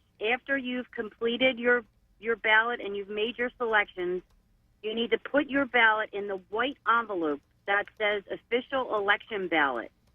You want to put your ballot in the white envelope that says official election ballot. You then want to put that ballot into the voter declaration envelope. And you want to fill out the back of the voter declaration envelope. You want to sign and date it, and then your ballot is sure to be properly processed. Mm-hmm. Okay. Now, that white envelope that you talked about that says official election ballot, that is the secrecy envelope? That is the secrecy envelope, Solomon, and if voters do not use that secrecy envelope, their vote cannot be counted. All right. All right. So you take it out of the package, you complete it, you put it in a white envelope that says official election ballot, and then you take that and you put it into the voter declaration envelope, you sign it and date it, and that's how your ballot is counted. Yes, sir. All right. So that's how the mail-in ballot goes. Now, the other thing that we want to make sure people are not confused about is what happens if they change their mind about using the mail-in ballot and they want to vote in person. So you've gotten a mail-in ballot. You decide, you know what, I don't want to use this. I want to vote in person. What do you have to do? You need to take your mail-in ballot that you've received in the mail, the whole package, all the envelopes, just the way you've received it in the mail. Take that whole packet to the polls with you on Election Day. You surrender it to a election board worker, and you'll be able to vote on the voting machine. Okay. Got it. Got it. All right. So the other thing I want to ask about is what happens on Election Day. So we expect that there might be some people around that we don't normally see on Election Day. If there are problems at the polls, how do we go about reporting that? Who do we call? What do we do? There is an issue at the polls on Election Day. Voters can call that same number and let us know. Certainly, we want everybody in Philadelphia to be able to vote without any fear or intimidation. If you experience any issues at the polls, please call 215-686-3460 on Election Day, and we'll do all that we can to make sure that all your problems are taken care of. Mm-hmm. Now, the other thing, I know the DA usually has a task force on Election Day. Is that going to be the case on this Election Day as well? Absolutely. We will we will be partnering with the district attorney's office, and he will have his election task force out on the street. And as we get closer to Election Day, the district attorney will also issue his phone number that voters can call. Typically, there's a press conference in relationship to that right before Election Day, and that number is made available to voters as well. Mm-hmm, mm-hmm. Okay. So I want to just run through this one more time. So the deadline to register to vote is when? October the 19th. Okay. And can people register to vote online? People can go to PhiladelphiaVotes.com and click the button that says register to vote, and they can register online. Okay. And so those satellite locations are open. What are the hours and days that those 7 satellite locations where people can go and register, ask for a mail-in ballot, fill in the mail-in ballot, drop off the mail-in ballot, where are those satellite locations? I'm sorry, what days and hours are those satellite locations open? The satellite locations are open 7 days a week. And the hours are Monday through Thursday from 11:30 to 6:30, Friday, Saturday, and Sunday from 9:30 to 4:30. So that's Monday through Thursday, 11:30 a.m. to 6:30 p.m., Friday, Saturday, and Sunday, 9:30 a.m. to 4:30 p.m. All right. Okay, great. And one more time, the number where people can reach your office if they need to give you a call? 215-686-3460. All right. Commissioner Daly, is there anything else that people really need to know about this upcoming election? Well, for starters, Solomon, we want to make sure that people are getting their information from a trusted source. Yeah. There's a lot of misinformation out there, which is in effect a form of voter suppression. Mm-hmm. We want to make sure people are getting their information from a trusted source, so we thank you for this opportunity. Mm-hmm. And again, we tell everybody to either call our office or go to PhiladelphiaVotes.com. Mm-hmm. And the last day to request a mail-in ballot is October the 27th. Okay. So certainly the sooner you apply for that mail-in ballot, the better, because we want to make sure that your vote has time to get to us so that it can be cast and counted on Election Day. All right. That is Philadelphia City Commissioner Lisa Daly. I want to thank you so much for taking the time to talk to us this morning on WURD. Thank you. All right. We're going to go to the phone lines, 215-634-8065. That is 215-634-8065. So that's a lot of information. And we want to make sure that you get that information, that it's drilled into your head. That's why I'm asking her to repeat this stuff, because I don't want anybody telling me, oh, I didn't know. No, I want to hear that for real.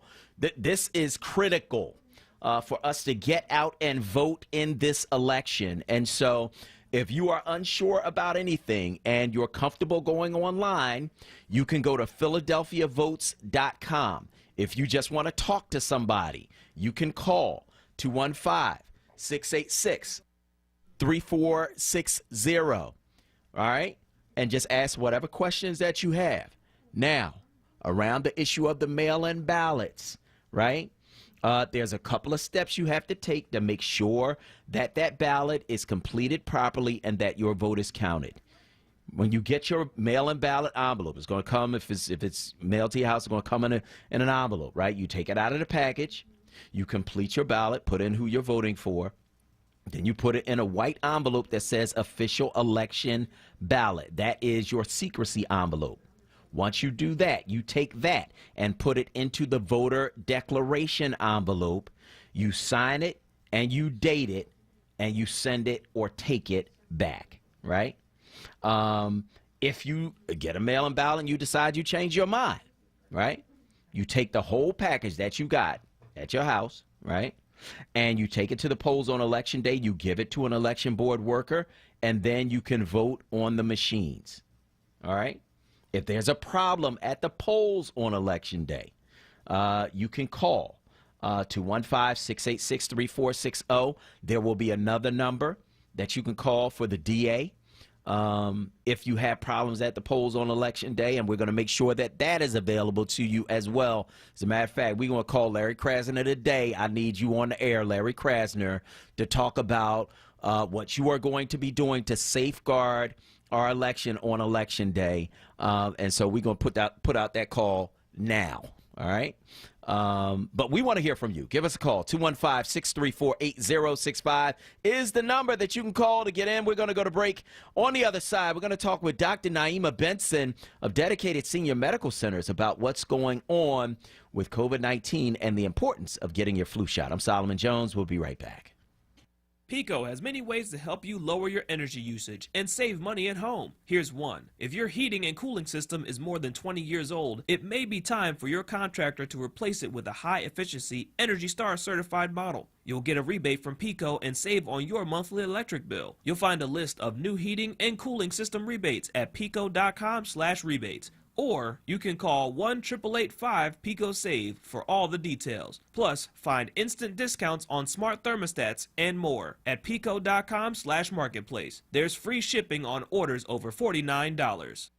New Voices for Reproductive Justice is registering Black women and their families in Philly to vote. The general election is on November 3rd. You can register to vote online at rock.vote/newvoices. That's rock.vote/newvoices. The deadline to register is October 19th. If you need assistance registering to vote, visit newvoicesrj.org. Be heard. Want another way to join the conversation? Follow us on social media using the hashtag onWURD. Be heard. Stay connected to WURD Radio. Independent Black media. COVID-19 impacted a lot of things this year, including regular vaccination appointments. Vaccines help protect you and everyone around you, especially during flu season. Schedule an appointment with your healthcare provider today to make sure you and your children are vaccinated. Vaccines keep us safe, and they work. Skip the flu this year. Get your vaccination today. Let's stay protected together. For more information, visit health.pa.gov, paid for with Pennsylvania taxpayer dollars. Want the latest in WURD swag? Check out the shop tab on WURDradio.com. Hoodies, tees, and more in a variety of colors. The shop tab on WURDradio.com. Show the world that you're all about black. Talk media. It's Wake Up with WURD, hosted by Solomon Jones. Good morning. Right now on WURD Radio. 96.1 FM. And 900 AM WURD.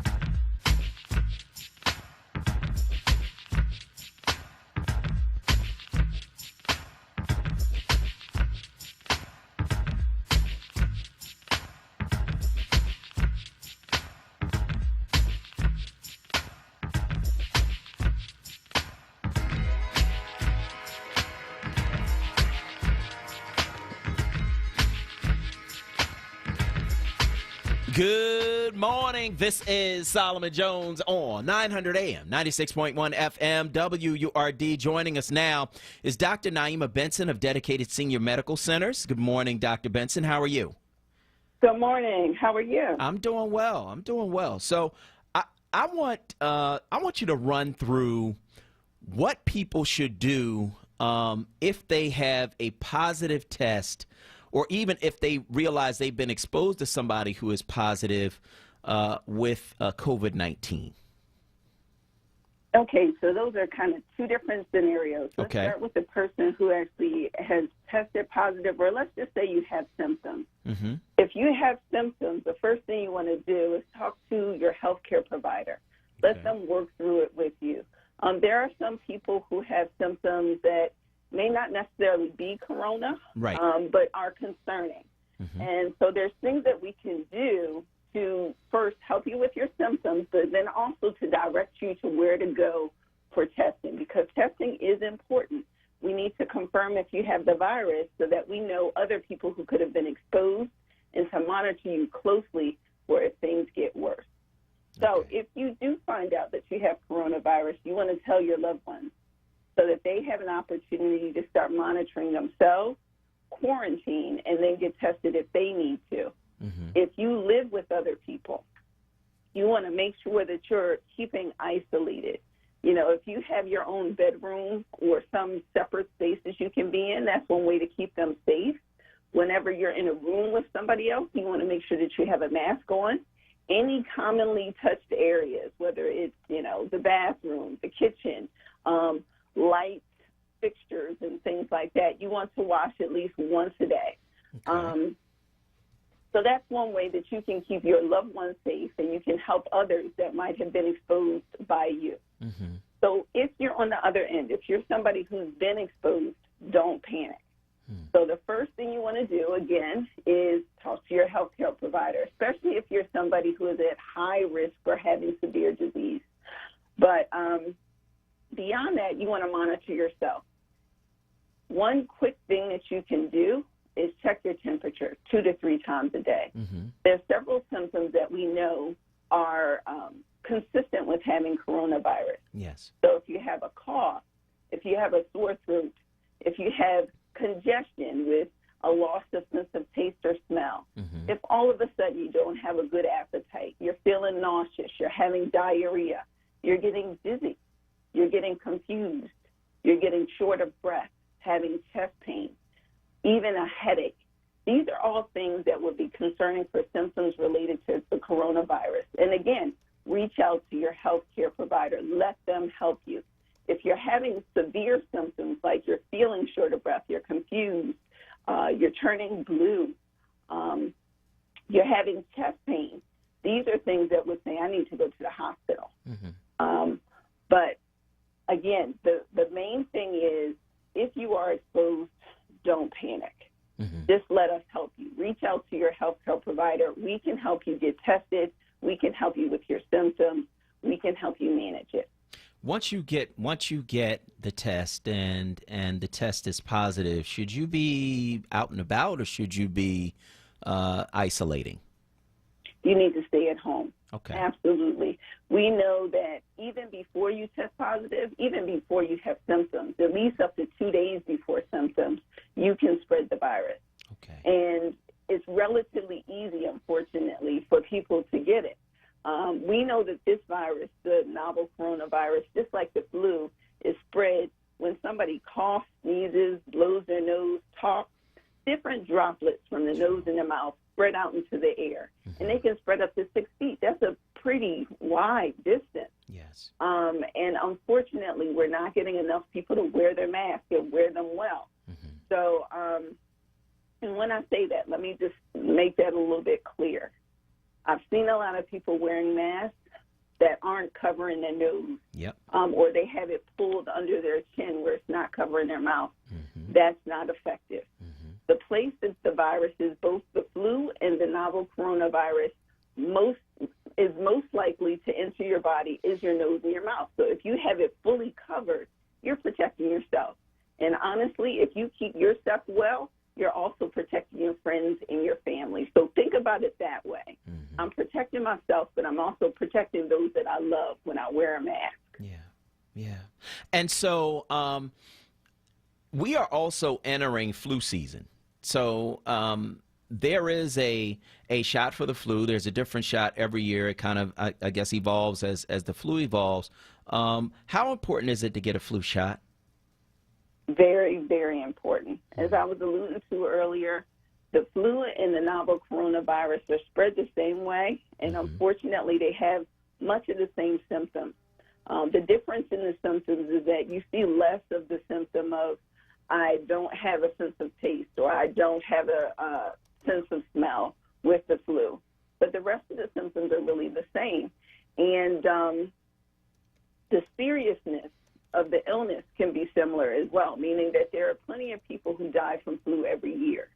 And so one way that we can protect you, or you can protect yourself from having that serious illness, is getting a flu shot. So what a flu shot does is it allows your body to try and fight off something that looks like the flu before you actually get exposed.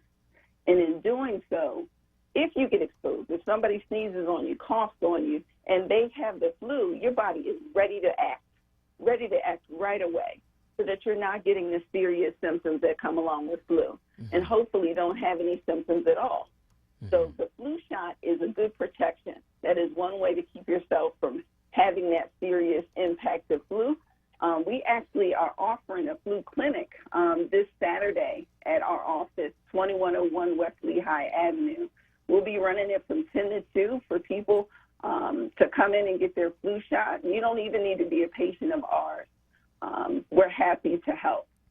Okay. Can you give us a number that people can call to get more information about that? Absolutely. 267-866-7211. All right. And one more time, that flu clinic is taking place where and when? So we'll be having it at our office in North Philadelphia, 2101 West Lehigh Avenue. We're right on the corner next to the Save-A-Lot. Dedicated senior meds. We'll be running it from 10 a.m. to 2 p.m. this Saturday. And again, you can call us at 267-866-7211. Again, 267-866-7211. All right. That is Dr. Naima Benson of Dedicated Senior Medical Centers. I want to thank you so much for joining us this morning on WURD. Thank you for having me. You're welcome. You're welcome. So we got a couple minutes. We're going to take your calls at 215-634-8065. That is 215-634-8065. That is the number that you can call to get in on the conversation right here at WURD Radio. Let us know where you are on these various things we're talking about on this morning's show. 215-634-8065 is the number. Also, taking your comments on Facebook at FORWURD. That's FORWURD, FORWURD. That is where you can weigh in on all these things we are talking about on this morning's show. FORWURD. Of course, that is where you can weigh in on Facebook. So we're talking about a number of things. Of course, we appreciate Dr. Benson and Dedicated Senior Medical Centers and just the information about the flu and the coronavirus and all of these things that we really need to know as we get into cold and flu season. Kawesa, what are they saying this morning on Facebook? So a couple more comments here. Good morning to Ashley Smith and Josephine Richardson. And then we also have here, I'm trying to scroll here as well, Melody Washington. Good morning to you also. And then also good morning to Sherry Garrett DeBress as well, and Geraldine Mayfield for tuning in. Kia Fisher Copeland, thank you so much for tuning in as well. Just a couple more comments that I believe that I had seen. And this was in regards to when Lisa Forrest was on. Coyce Vickers Jr. saying congratulations to our new battalion chief. Dorisha K. Parker, congrats, and it's great to hear from her this morning. Greg Brinkley is saying no sympathy. Trump doesn't care. Just in regards to us feeling like we need to care about what's going on with them. Dorisha K. Parker saying, I don't buy generic cleaning products. For example, Fabuloso smells badly and bleach or instead of Clorox. So, yeah, I hear you on that. Amir Ali, no generic lotion. Yeah, I hear you on that too. Malik Stewart says the generic brand brings back memories of Pathmark, no frill store brand. So that's another comment that we have here. And then lastly, I think I saw one more. Nope, I don't see one more.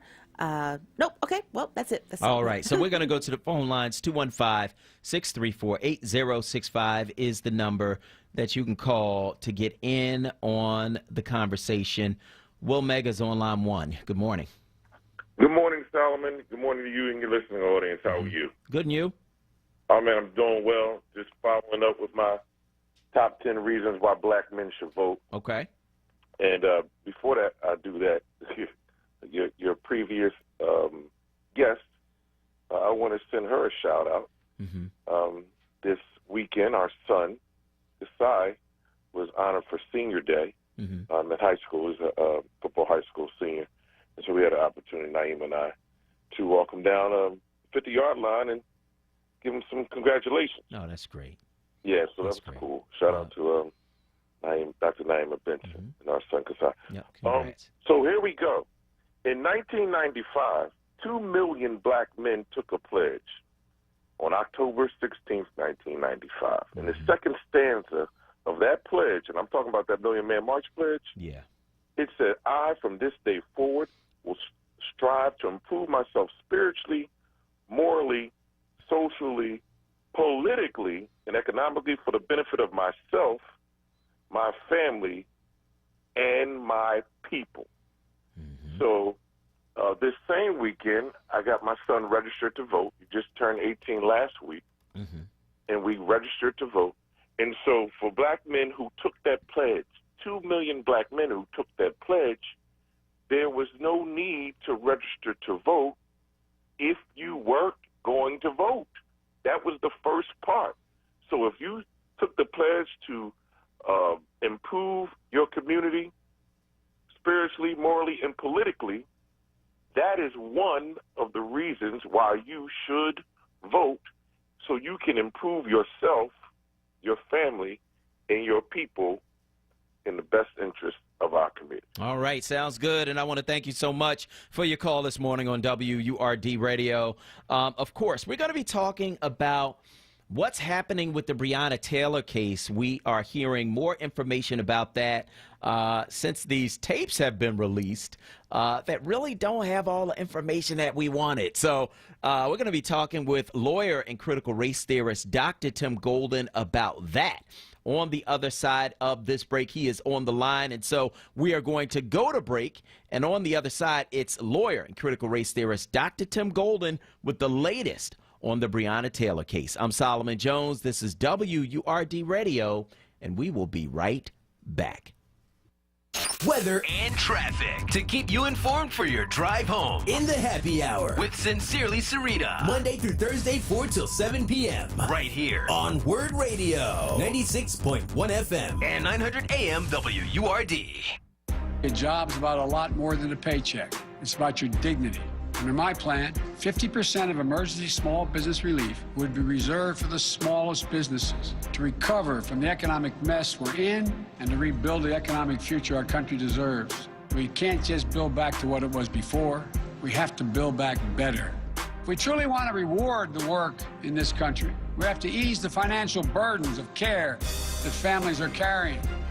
To start, every 3- and 4-year-old child gets access to free high-quality preschool, and low- and middle-income families won't spend more than 7% of their income on child care for children under the age of 5, advancing racial equity across the American economy, building wealth for families of color, building a future worthy of their courage and their ambition. Just imagine if we could truly unleash their full potential. I'm confident we can do this. I'm Joe Biden, candidate for president, and I approve this message. Paid for by Biden for president. Dietz & Watson has been making premium meats and artisan cheeses for over 80 years. And when it comes to stacking sandwiches and party platters, they've got something for everyone in the family, like maple honey turkey breast, American cheese, buffalo chicken, and more. So get to your local deli and taste 4 generations of family recipes. With Dietz & Watson on the table, you'll have everyone coming back for seconds and thirds. Dietz & Watson, it's a family thing since 1939.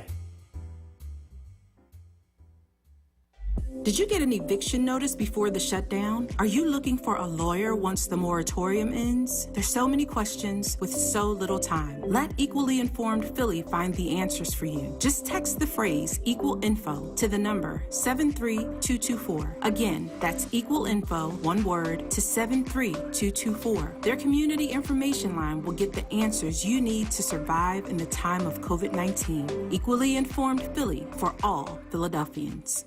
This is Pastor Alan Waller, and I want to remind you of the immortal words of Pastor Leon Sullivan, not burn, baby, burn, but build, baby, build. Since 1968, the Sullivan Progress Plaza has been the place of entrepreneurship in the Black community. We are still building, baby, build. And we want to invite you to come along with us if you seek to invest in our community and make a difference in the new world that we're going to create. For more information, call 215-232-7070. I want to invite you to be a part of the new future of Philadelphia. This is WURD Radio, 96.1 FM and 900 AM WURD Philadelphia. Independent Black Media. You're waking up with WURD, hosted by Solomon Jones. Good morning. Right now on WURD Radio, 96.1 FM and 900 AM WURD.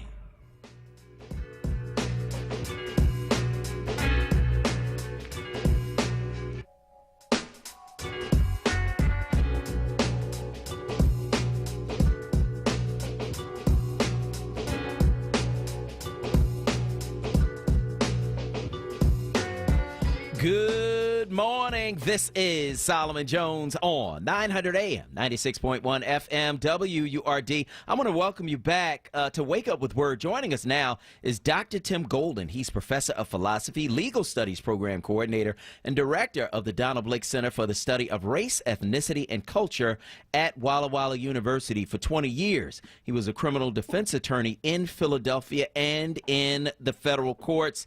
Tim, good morning.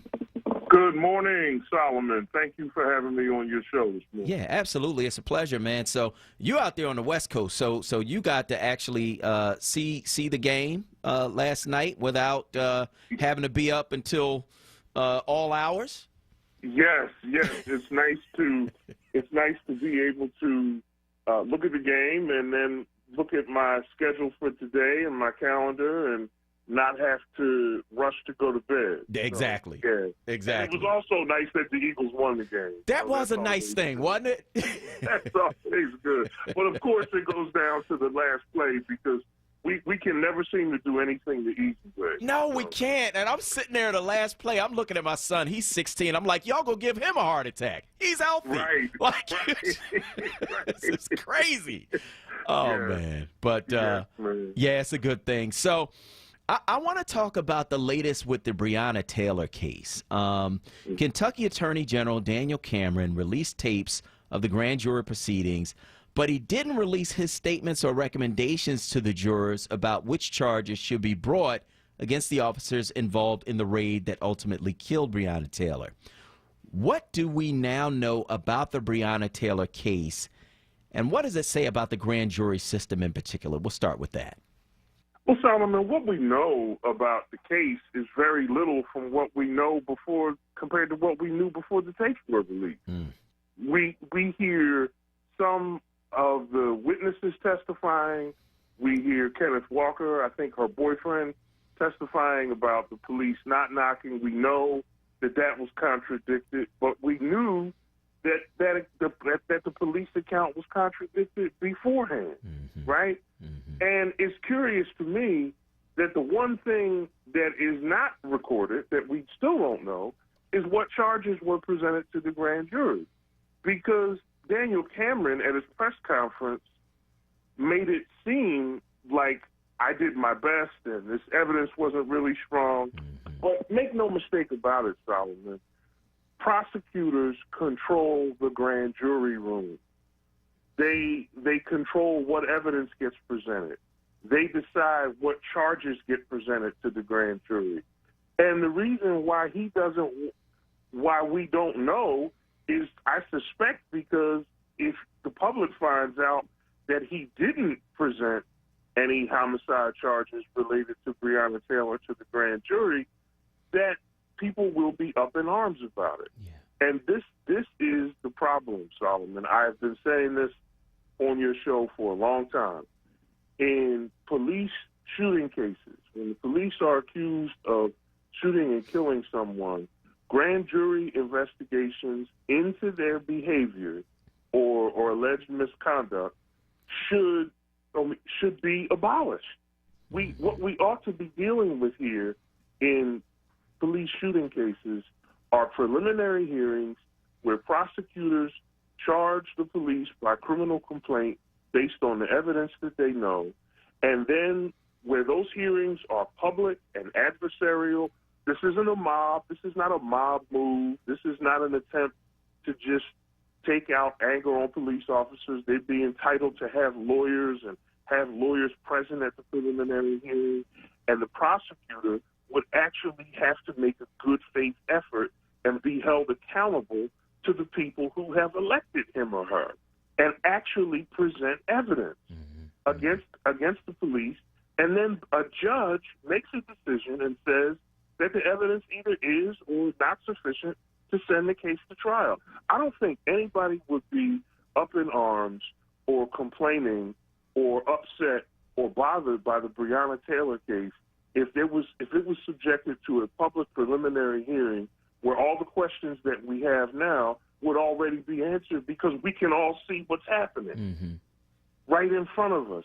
Grand juries are very useful in certain situations where witnesses are in danger, where there's a concern about retaliation, etc.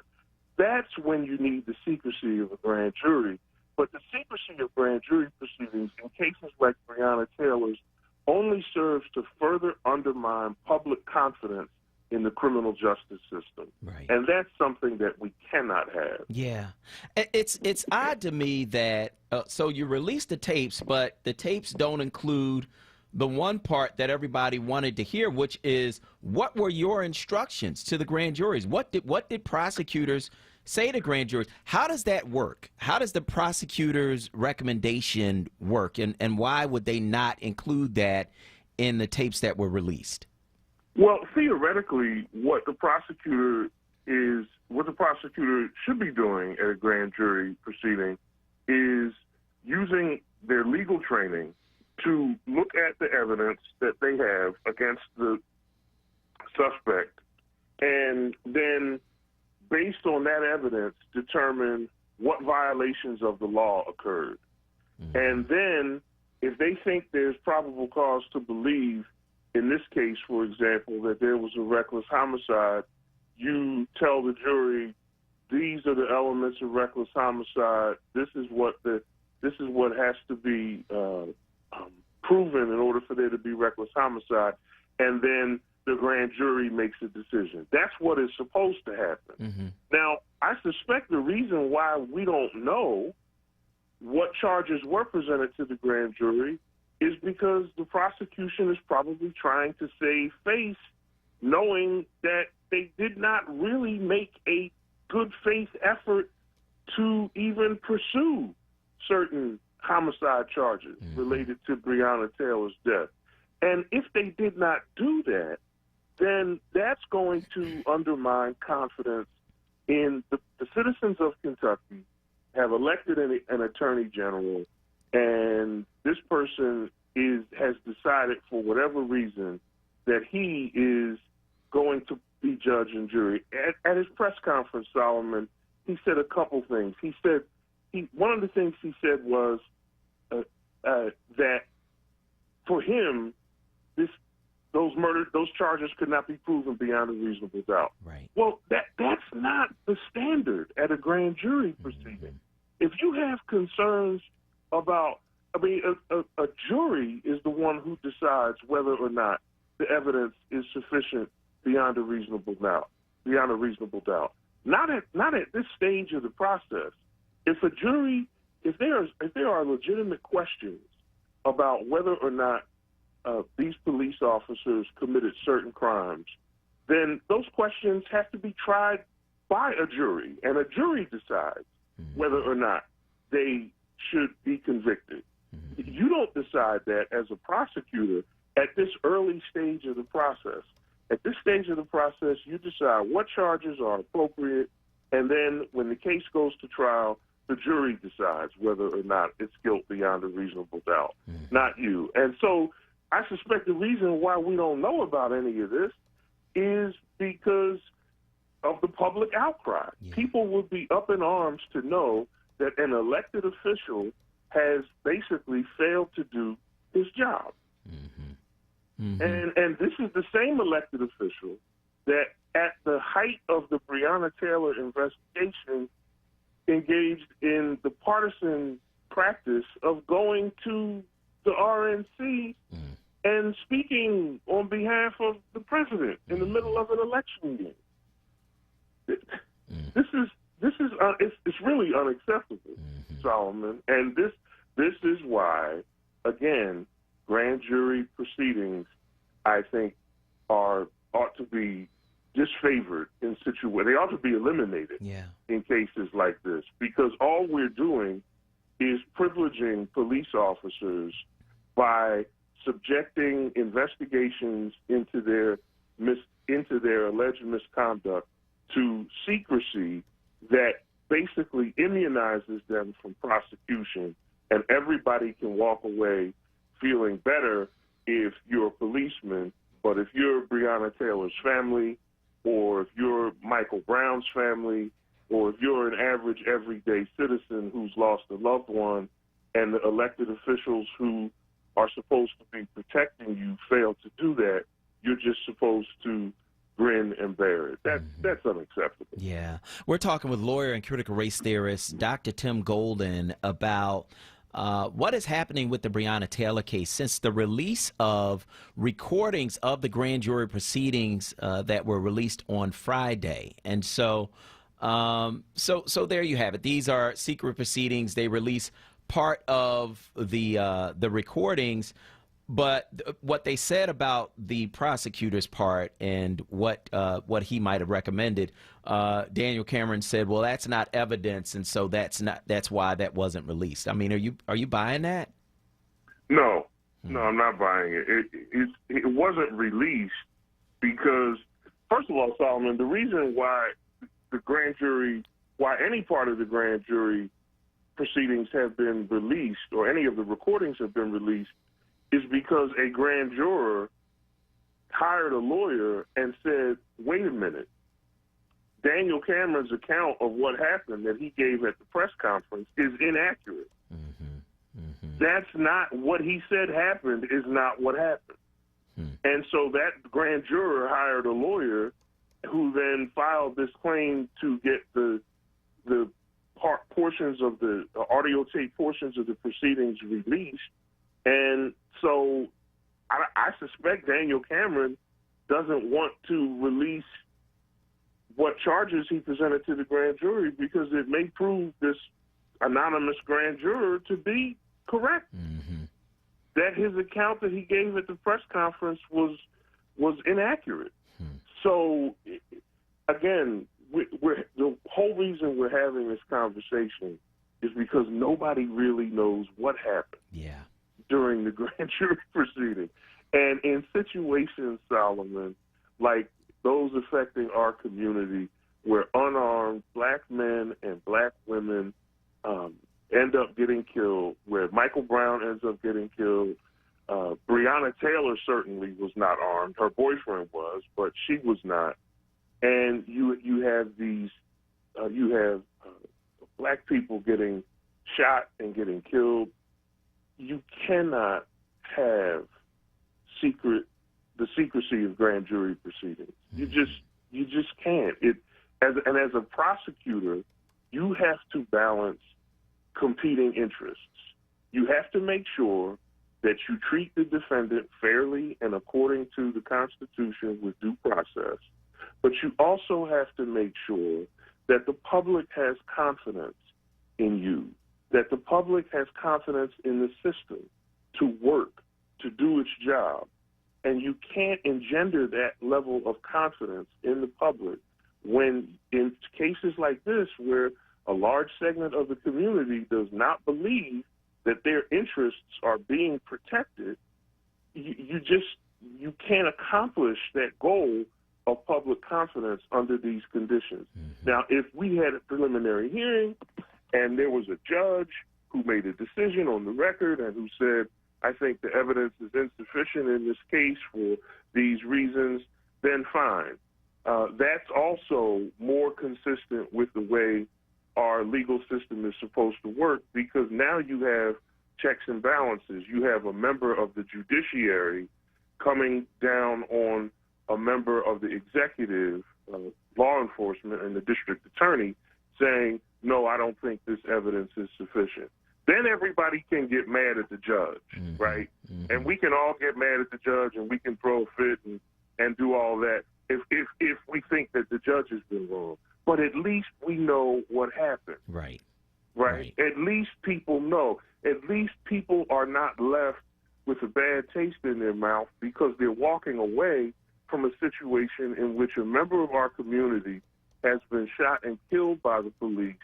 And then it just seems that this killing occurs with impunity, that there's no accountability, whatever, and the legal proceedings are shrouded in secrecy. If you want to promote public confidence in the criminal justice system, one of the things you're going to have to do is, in cases like this, as a matter of public policy, you're going to have to restore that confidence by subjecting these police officers to preliminary hearings instead of grand jury proceedings. And Solomon, let me just say this. If Joe Biden and Kamala Harris win this election, that's not going to change any of the things that we're talking about right now. But you know what will change it? If people start to pay attention to their local races for district attorney, and if people go to the candidate forums, and if people begin to educate themselves and demand of candidates for district attorney in cities and municipalities that affect our communities all across the country, and demand to know what they're, as a matter of policy, how are you going to handle police shooting cases? See, that's the kind of political involvement from citizens that's going to be necessary at the very basic levels of government, state and local government, if you really want to see change. Right. And people have to understand that your DA decides, first of all, your DA is elected, right? So whatever the DA does, you have some say over that because you can vote him out or her out. And they decide whether or not they're going to go to a grand jury on a local level. On a state level, the attorney general is elected, just like what happened in Kentucky.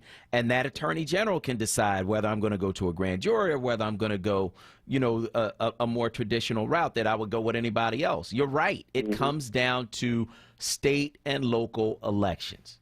State and local elections. And people have to, I mean, it's the, you know, politics, involvement in government and the everyday lives of citizens sometimes are in conflict with one another. Let's just be real, Solomon. You know, people, when they get that notice for jury service, they start thinking, oh, gosh, now I got to go down here. And, you know, what can I say to get out of this? Because we don't like our lives to be disrupted, right? We don't like to be interrupted. We don't like to have to make a choice between the things that concern us as individuals and the things that concern the community more broadly.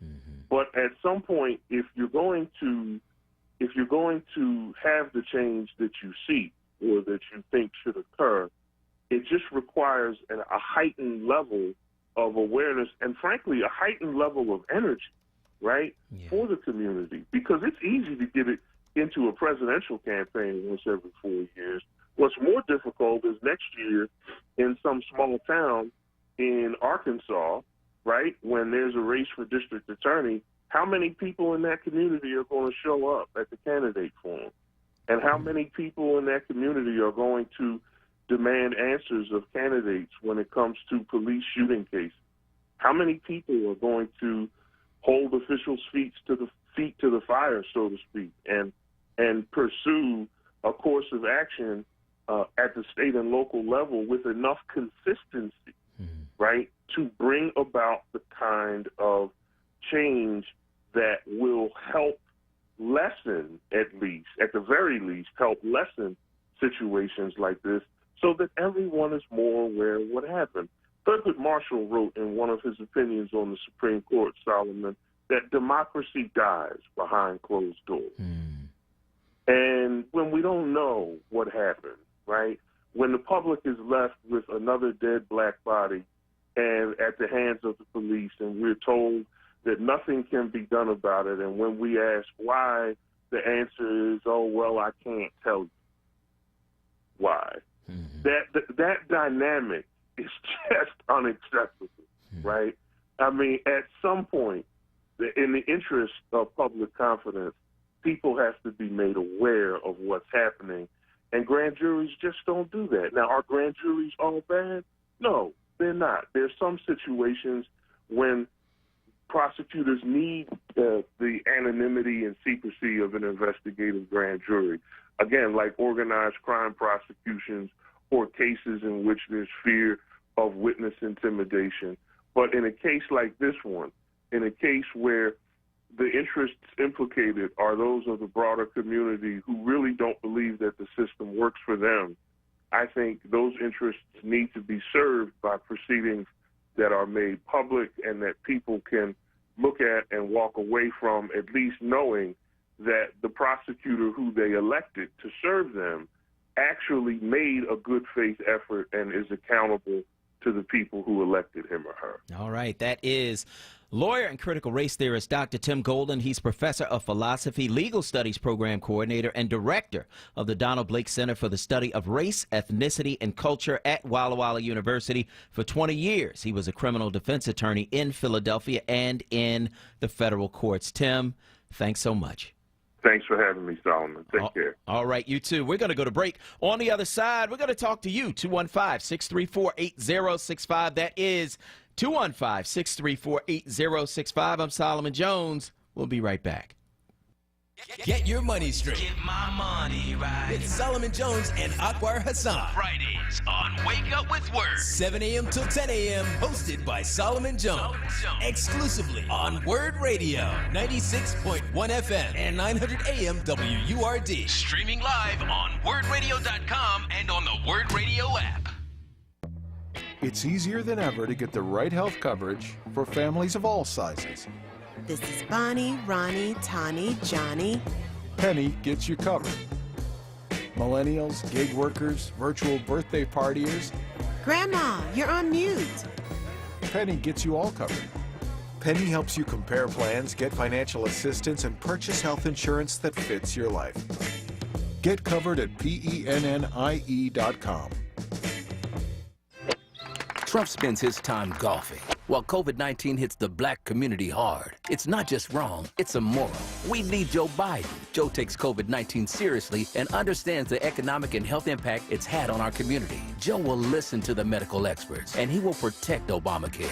Trump, he won't even wear a mask. Request a ballot now. Make a plan to vote. Our lives depend on it. Paid for by Ask Me People, which is responsible for the content of this ad. AskMePeople.org. Not authorized by any candidate or candidates committee. This is WURD Radio. Independent black media. Hi, my name is Dr. Blake.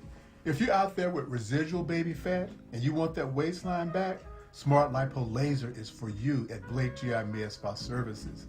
It is affordable, minimally invasive, minimum discomfort, minimum downtime, and no loose skin.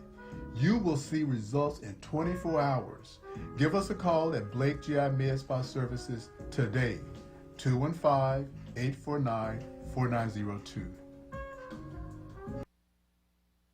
Home of the Happy Hour. The Happy Hour. With Sincerely Sarita. This is WURD Radio. 96.1 FM and 900 AM WURD Philadelphia. Streaming live at WURDradio.com and on the WURD Radio app. Back by popular demand. It's Wake Up with WURD. Hosted by Solomon Jones. Right now on WURD Radio. 96.1 FM and 900 AM WURD.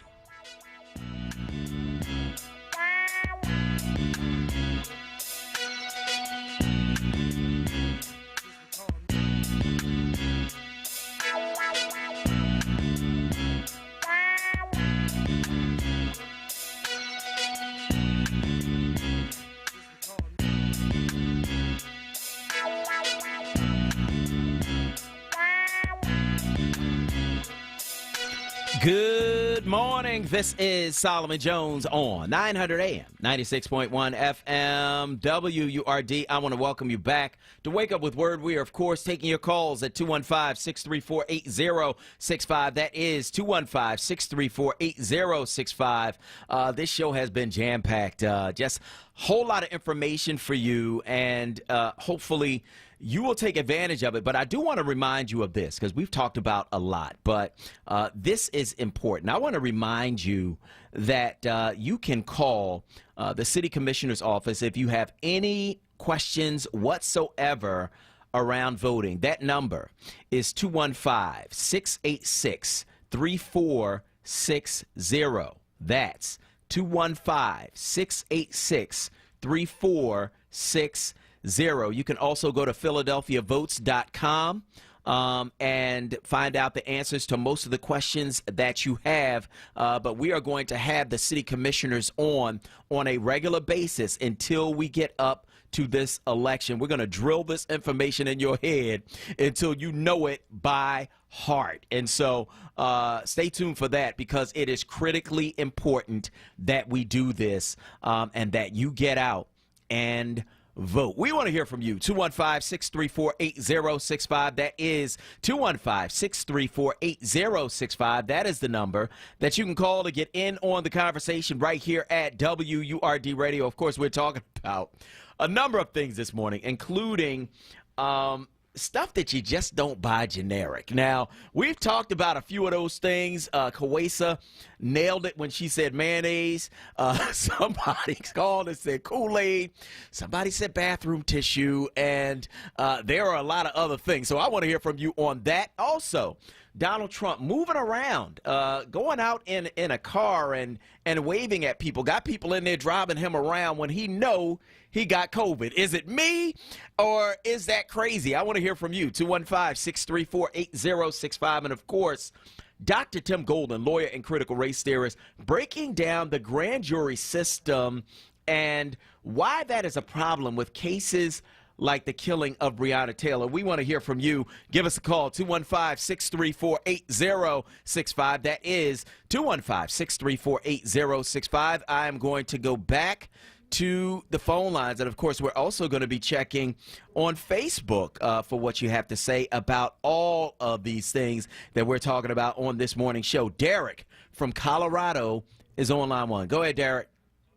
Yeah, I'll be real quick. I understand that you're a minister, okay?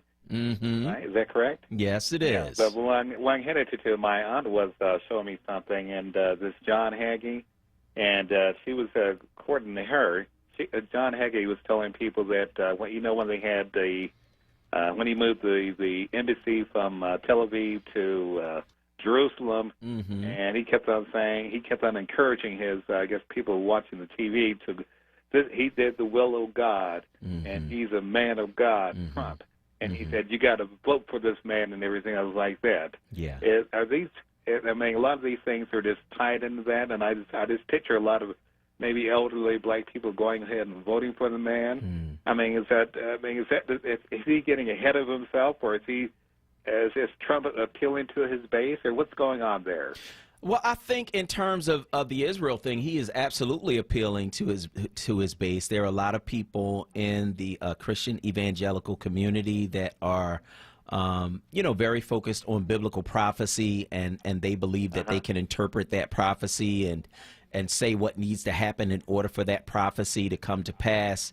I think that, God's ways are not our ways. His thoughts are not our thoughts. And so we have to be careful about trying to interpret that prophecy as if we know exactly what that means. We could be wrong. I mean, we don't know. But I think that certainly there are people in the evangelical community for whom that moving of that place, in Israel is important. And so, we'll see if they decide to vote on that one issue or not. We'll see. Okay. You still there? You're welcome. I want to thank you for your call this morning on WURD Radio. I'm going to go back to the phone lines. Diane from South Philly is on line 2. Go ahead, Diane. Solomon, good morning. Good morning. How was your weekend? I hope it was fantastic. It was good. Solomon, number one. Mm-hmm. Trump is on his way back to the White House. He'll be back to work tomorrow. Amen to that. Okay. Okay? He pulled off that little shenanigan performance, and it's not working because he's scared that he might not get the vote. That's just about. Didn't even once mention his wife. I mean, isn't she part of the White House? I know. Isn't that crazy? Yes, yes. Listen, My wife would kill me. Like, wait a minute. We both got this thing. You ain't got nothing to say about me? Yeah, all right. Okay. You get the silent treatment, no dinner, the whole 9 yards. You be on the house arrest. And Solomon, Yeah. thank you for the lieutenant. Is it lieutenant captain from the fire department? Yeah, the battalion chief. Yes. Mm-hmm. Excellent. Mm-hmm. Excellent. You always get the good people on there that we need to know. Yeah, well, you Especially can thank our black Kawesa for women that. out here. That's called a career. That's not a job. Mhm. That's a career. Mhm. She spoke how she pursued it. Yes. Solomon, as a black woman, do not get generic bras. Do not get generic pantyhose. Put a maiden form and pay tax and Ola are the number one. Leave Victoria's Secret alone and stop getting those stockings from the dollar store. That's number two. And let's keep it real.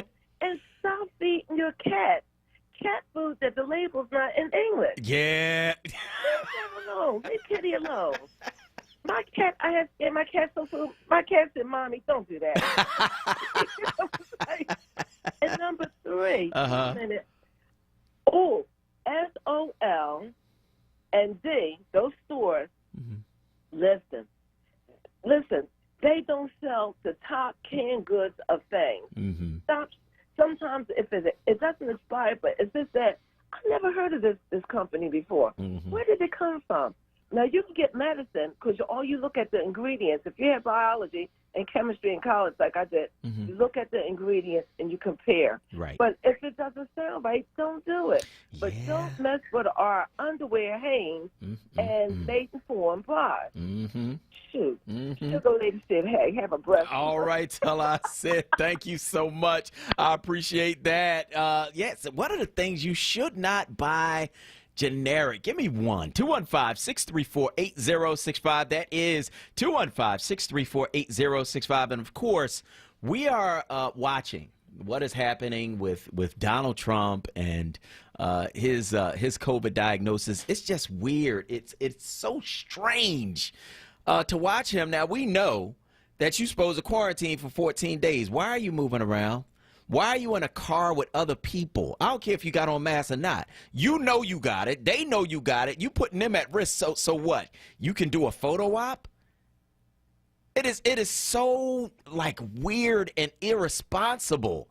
The stuff that he's doing. Like even a doctor was like, when I saw him in the car, I thought he was being transferred to another hospital. The doctor couldn't even believe it. What are you doing? 215-634-8065. That is 215-634-8065. That is the number you can call to get in on the conversation right here at WURD Radio. Let us know where you are on these various things we are talking about on this morning's show. Kawesa, what did you think when you saw him in that SUV riding around waving at people? There's so many. I can't even, like, just when you think about the fact that, he sits there and he talks about how, he understands now what's going on because he has COVID and he gets it now. But then you turn around and you subject other people to this disease where you yourself were at an event and like a dozen people got it the same day. The sheer irresponsibility of this man, and then you sit there and you want us to be empathetic, you want us to care about your life, but you don't care about the lives of anyone else. And you do that, and your family does that too. People are sitting there like, poor Melania, this, that, and that.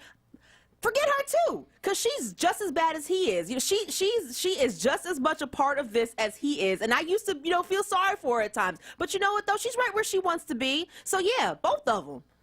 Irresponsible. Whole family irresponsible. Unreal. 215-634-8065 is the number. Let's go to Miss Mary from Winfield on line 3. Good morning. And good morning, son. How are you this morning? I'm great. How are you?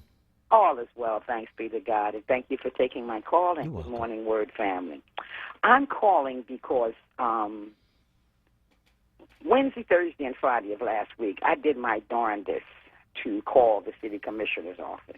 Mm-hmm. I have two numbers. One is 60 and one is 69. Those numbers, when you do call, they go straight to 311. Mm-hmm. 311 goes through all its stuff about this, that, and the other, L&I and everything, and then finally they'll tell you you're number 47, you're number 37. I sat on my breaks from working and stayed on the phone, never getting an answer. What I don't understand is why is it going straight to 311? It is not going to the commissioner's office. Mm-hmm. I find something wrong with that. My reasoning was calling because both my son and I have mail-in ballots. Mm-hmm. He got his mail-in ballot. My neighbor upstairs that lives upstairs from me, he got his. I haven't received mine yet. So I'm trying to find out, where is my ballot? Has it been mailed? Has something gone wrong? So I'll know which way to go. But that commissioner's office, I'm going to say this right now, and I hope I'm wrong, it's bogus because it's going to 311. Mm-hmm. So you dialed 686-3460 and it went to 311? Yes, sir. And okay. I dialed 215-686-3469. Mm-hmm. And it still goes straight to 311. Mm. And by the time they get finished doing all their announcements about sanitation, then someone will come up and tell you, you're number 47. You're number 39. Mm-hmm. I have sat and let my phone on speaker, never got an answer Wednesday, Thursday, or Friday. When I first came in the house this morning, I dialed both of them. One went to 311. The other one is busy. Mm-hmm. So are you able to go to one of the satellite locations? I can, but I just want to know where my ballot is. Now, if I go one of the satellite locations, correct me if I'm wrong, please. And I go do what I need to do, have my ID and my voter's registration card, because I do have mine, and I do my ballot there. What happens to the one if it eventually comes in the mail? I don't know. That's my problem. But that's the question that you should ask them. But I can't get through. Yeah. Well, I mean, at the satellite location. I follow you. Right. I follow you. Okay. I do have the hours of each one. I am close to one. But it's kind of agitating to a lot of us, and I'm hoping I'm the only one going through this problem, but we both get the mail here. Mine hasn't showed up yet. Has not showed up. Mm-hmm. And I'm just like, that's my final thing, is to go to the satellite. But like I said, hypothetically, if this one comes down behind it, but then like you said, I can ask them that. I just wanted to throw that out there. So if anybody else was having that problem, we got to get that problem settled. Yep, absolutely. We got to get that problem settled. You understand what I'm saying? I do. Know it's busy. I got all of that. I understand it all. But busy right now ain't working when we got to get, Jesus, thank you, out of that White House. Because I was not going to use no pleasant words, but I have to, and I want to, With this craziness going on, it's just retarded. And everybody is just looking at him, like you said, a photo op. Those that haven't made up their mind, I don't know why not. All right, hold on for a minute. Thank you. All right. I'm going to go back to the phone lines. 215-634-8065 is the number that you can call to get in. Let's go to Melissa Robbins from Fox Chase on line 4. Good morning. Hi, good morning, Solomon Clayster. I'm loving your show this morning. I'm also loving the comments from Miss Mary and your caller from South Philly. I had the same experience. I was on hold for an hour and 45 minutes. I was transferred to 311, so I hung up after an hour and 45 minutes. I called this morning. The line is busy. So Miss Mary from Winfield, she's correct, and it's frustrating. I can go to a satellite office, but I'd rather just call and get it resolved. Also, I just want to say about Donald Trump, I don't believe that he actually has the coronavirus. I think that it's a publicity stunt because you don't hear him saying anything about his son Barron, or you really don't hear him saying anything about Melania. It's like almost like, look at me for the next 14 days. Cameras on me away from Joe Biden to help me win, have, like Quasar said, empathy and sympathy for him. I feel like it's like a huge publicity stunt. He didn't say anything about Herman Cain, God rest his soul, when he passed away for not wearing that mask inside. And lastly, I just want to say, your guest, Dr. Tim Golden. Yes. Oh my God, I could have listened to him all day. Yeah, he's brilliant. How do we contact him? Brilliant. I mean, oh my God, Solomon, thank you for having him. You are He so was welcome. Brilliant. Yep. He was brilliant. Yep. How do we contact him? So he's on Twitter, and I'll give that out. I need to find it, but he's on Twitter, so you can contact him thank there. you. Mm-hmm. Thank you. All right. I really enjoyed the show today. Thank you. Thank you so much. I appreciate that. If you want to get in, it is 215-634-8065. That is 215-634-8065. So you can find Dr. Tim Golden on Twitter at Dr. T.J. Golden ESQ. That's Dr. T.J. Golden ESQ. That's where you can find him on Twitter. And you can follow him there, Dr. T.J. Golden, ESQ. 215-634-8065 is the number that you can call to get in on the conversation. Let's go to Ann from North Philly on line 1. Go ahead, Ann. Yes, good morning, Solomon. Good morning. Okay. I had a ballot because I was going to stay home, and do my ballot, write-in ballot. But I misplaced mine. Just make it short. I misplaced it, and I figured I wouldn't find it in time, and I was tired of looking for it. So anyway, I went to 4th and Lehigh, and I explained to them that I did receive one, and I filled it out and I misplaced it. So they said, well, we have to look in the system and make sure, I guess I wasn't double dipping, you know what I mean, that they hadn't received it. So when they looked in the system, they realized that, that they hadn't received it from the time, they had sent it to me, and I was allowed to vote. They gave me the ballot, and I could have took it home or whatever. I told them, no, I went to the side, and I filled mine out. I voted right there and everything. Then I put it in the proper envelope, but I stood back and I was asking which envelope was next, and she, they handed it to me, and I put it in there, and they filled it, and went through that, and then I dropped it, right there into this, like a suitcase type of thing, and I found it, to be convenient. Yeah. I was only wondering after I did it, whether the envelope, if I just went there right then and there, whether the envelope, if it wasn't, could have been marked envelope number 1 and envelope number 2. That if you was home, then when you finish, number 1 would put it here, number 2. Yes, and ma'am. that way it would have been less, confusing. But I enjoyed it. I went right there and did everything right there. So you went to the satellite office, and it was a good experience for you. Yes. There you go. So that's what I'm recommending that people do, and I want to thank you so much for your call this morning on WURD. That's important because people need to know. You can go there and get your problem solved. I think that's important for us to know. We need to use these satellite offices. I know, the phone, and that's why I don't call. I try not to call on the phone because I know that the phone is always going to be a problem.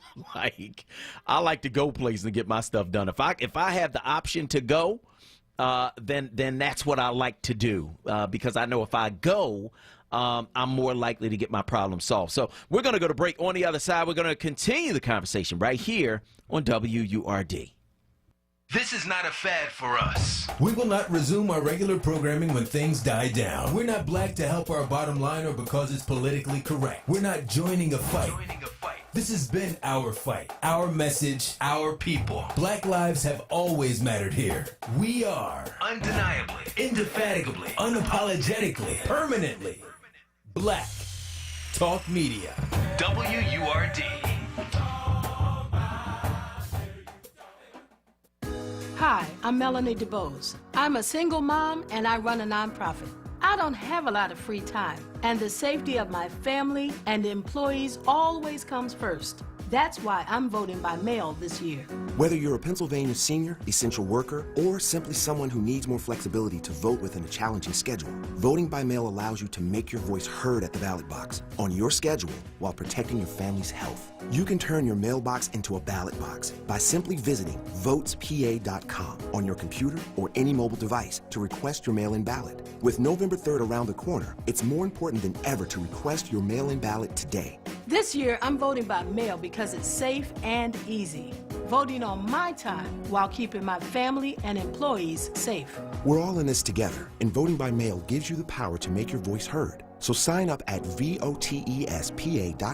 or return your mail-in ballot application to your county election office today. Paid for by Power Interfaith. Support independent black media and join the Forward movement now at 215-425-7875 or visit wordradio.com.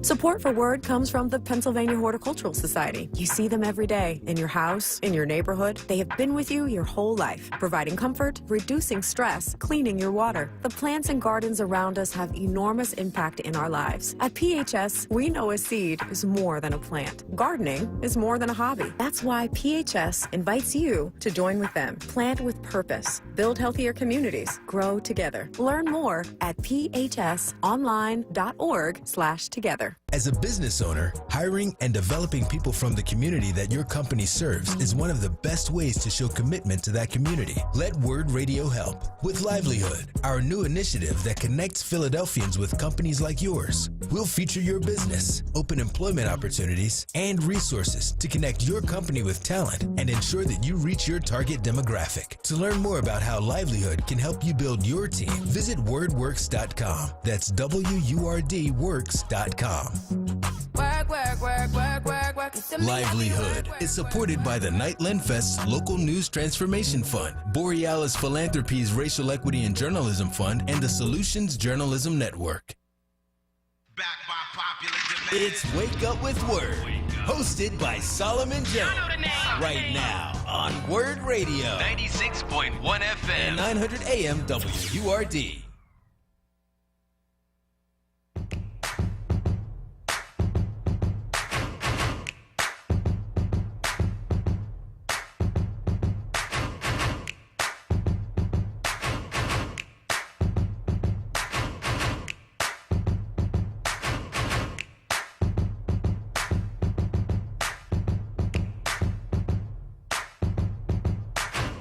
Good morning. This is Solomon Jones on 900 AM, 96.1 FM, WURD. And I want to hear from you. Give us a call, 215-634-8065. That is 215-634-8065. That is the number that you can call to get in on the conversation right here at WURD Radio. And let us know where you are on these various things we are talking about on this morning show. 215-634-8065 is the number that you can call to get in. I'm going to go back to the phone lines. Of course, we're asking about a number of things, Kawesa, including things you should never buy generic. Now, we almost at the end of the show, so I just got to say mine.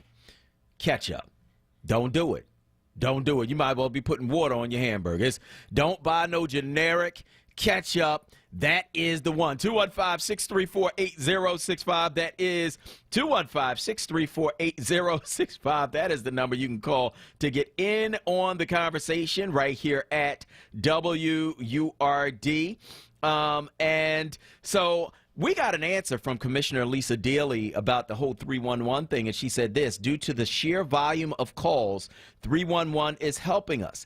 Any caller with a question or that needs an application can be assured we are getting their message and getting them the info. So that's what Commissioner Lisa Daly had to say about that. And again, use those satellite offices.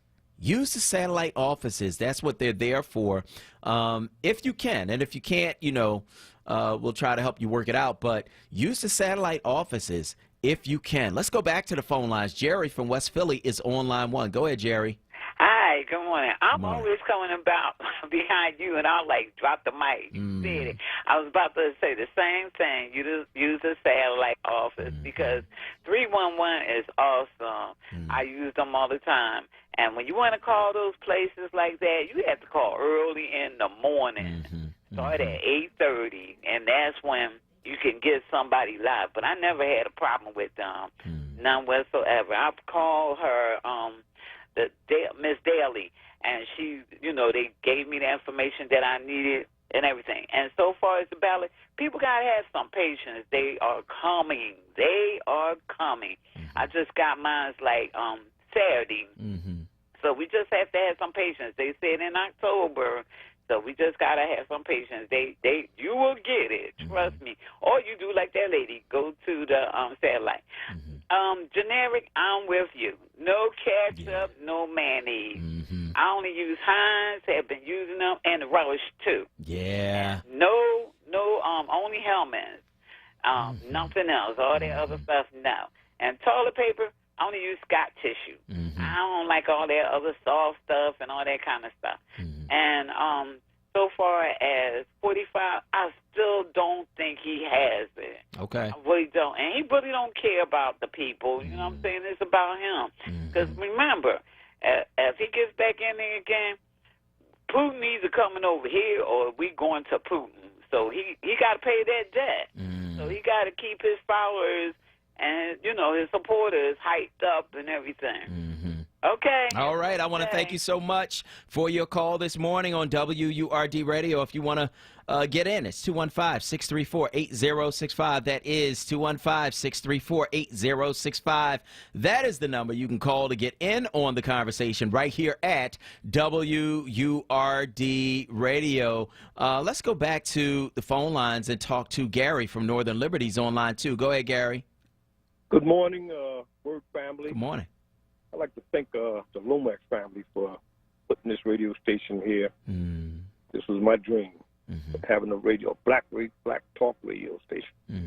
And you guys are doing great things on it. I appreciate y'all.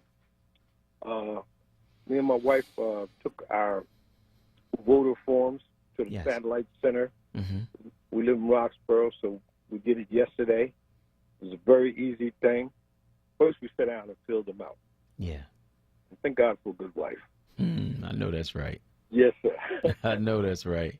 I might have messed that thing up, but she handled it perfectly. Good. And we took them over there, and we're satisfied. There's hardly nobody in there. There's a few people walking in and out, but they had a guard. They had a guard with a suit on. Then they had another gentleman. He was the host. It was very easy. Okay. Thanks for letting me share. All right, Gary, thank you so much for your call this morning on WURD Radio. We appreciate your call this morning. Let's go back to the phone lines, and let's talk with Renee from West Oak Lane on line 3. Go ahead, Renee. Yeah, good morning, Solomon. Good morning. So, thank you and Kuwaisa for doing what you do in the WURD staff. And You're welcome. I just want to get into a little piece of history. This is not the first nutty president that we had. There's another president by the name of William Henry Harrison. He was the president. He was 68 years old. He did the longest inauguration. He had an inauguration with 8,445-word speech. It was a 2-hour speech. He did the speech to Wendy Cole without a coat or hat, and he died from pneumonia. He was in there for 32 days. And another one, Woodrow Wilson. Now, he was the president during the Spanish flu in 1918. Yeah. He had a stroke, and they said they believed that they covered up, saying that he had the flu. Now, this might be the same case with this president. He might have had an illness, but it might not have been corona. I just wanted to say, if something happened to this guy, Pence will step in, and anybody that's with this president have the same mental derangement that he has. Anybody I feel as though that's following him. So you will want to go out there and vote. And another thing, the guy that you had on about district attorney, we need to question who we put in as district attorney, because district attorney does have a lot of influence on our law and our regulations. So I just wanted to put that out there. And all right. It's very important for people to know about. I want to thank you so much for your call this morning on WURD. Gloria from Sharon Hill is on line 4. Good morning. Good morning, Solomon. How are you? Good, and you?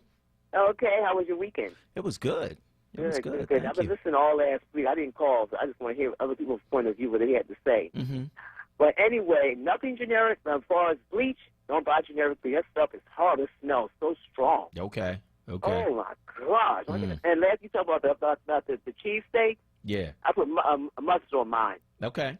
I like mustard. Okay. Anyway, as far as Donald Trump is concerned, why is he riding around the car? He's supposed to have COVID. That's what I'm saying. Quarantine, right? That's what I'm saying. What are you doing? Like Carissa said, he's scared that he might lose his election. And that's what it is. Mm-hmm. But anyway, and you know what? And have you ever Googled his father's picture on your phone? No.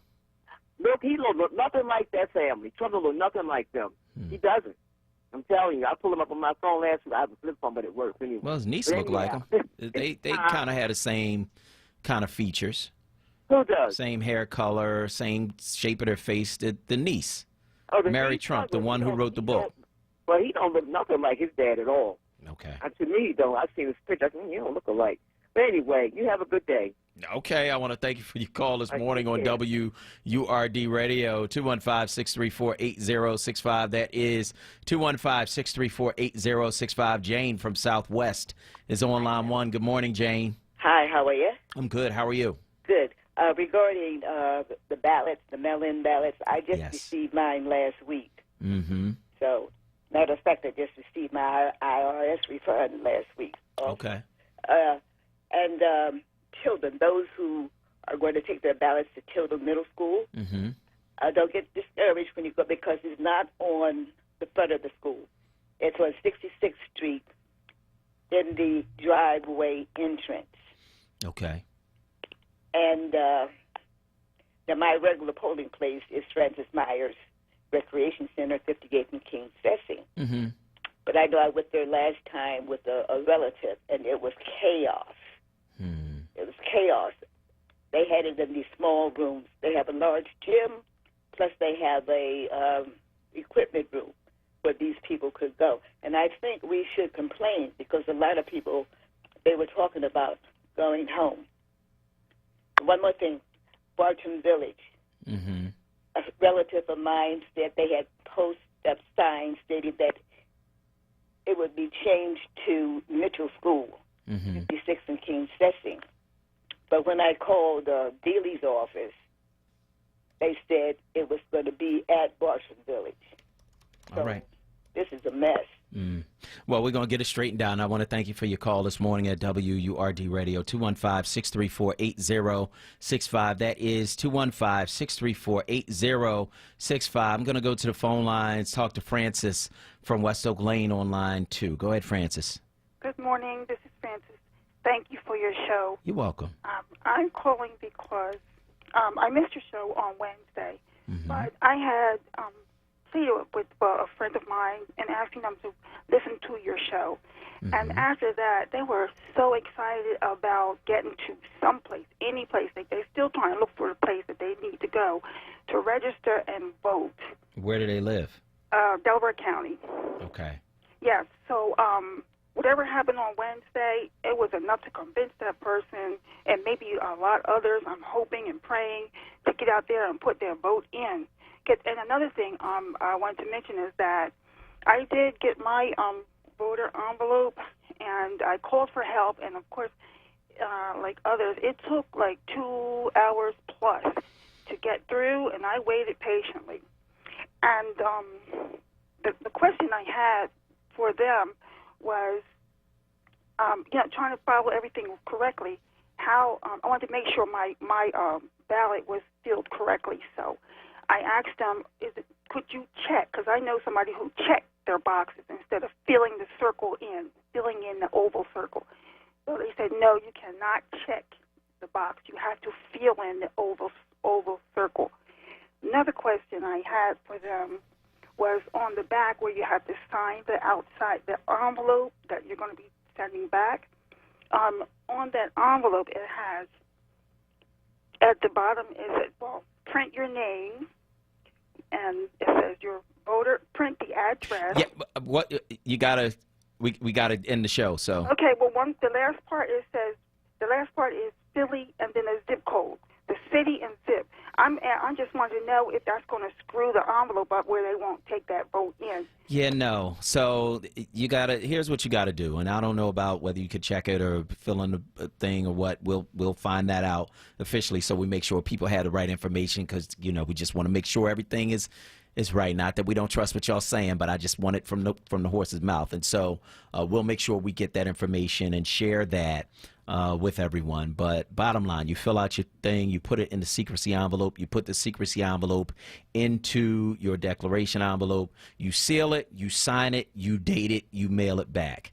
That's the bottom line. Like, if we start getting caught up in minutia, somebody gonna get messed up. So I just want to make sure that we get the right information to the people, and so we'll be checking on that as well. So please, if you don't know for sure, please don't call and give out information if you're not sure. So we are gonna go to the end of the show. I want to thank everybody for calling in on today's show. I want to thank all of our guests, and we had many on today's show, including Lisa Forrest of the Philadelphia Fire Department, and the Valiant's lawyer and critical race theorist Dr. Tim Golden, Philadelphia City Commissioner Lisa Daly, and Dr. Naima Benson of Dedicated Senior Medical Centers. And now, for super producer Kawesa Mathis and everyone here at WURD Radio, I am your host, Solomon Jones, saying stay tuned for Reality Check with Charles Ellison, and tune in tomorrow at 7 for more Wake Up with Word. Peace.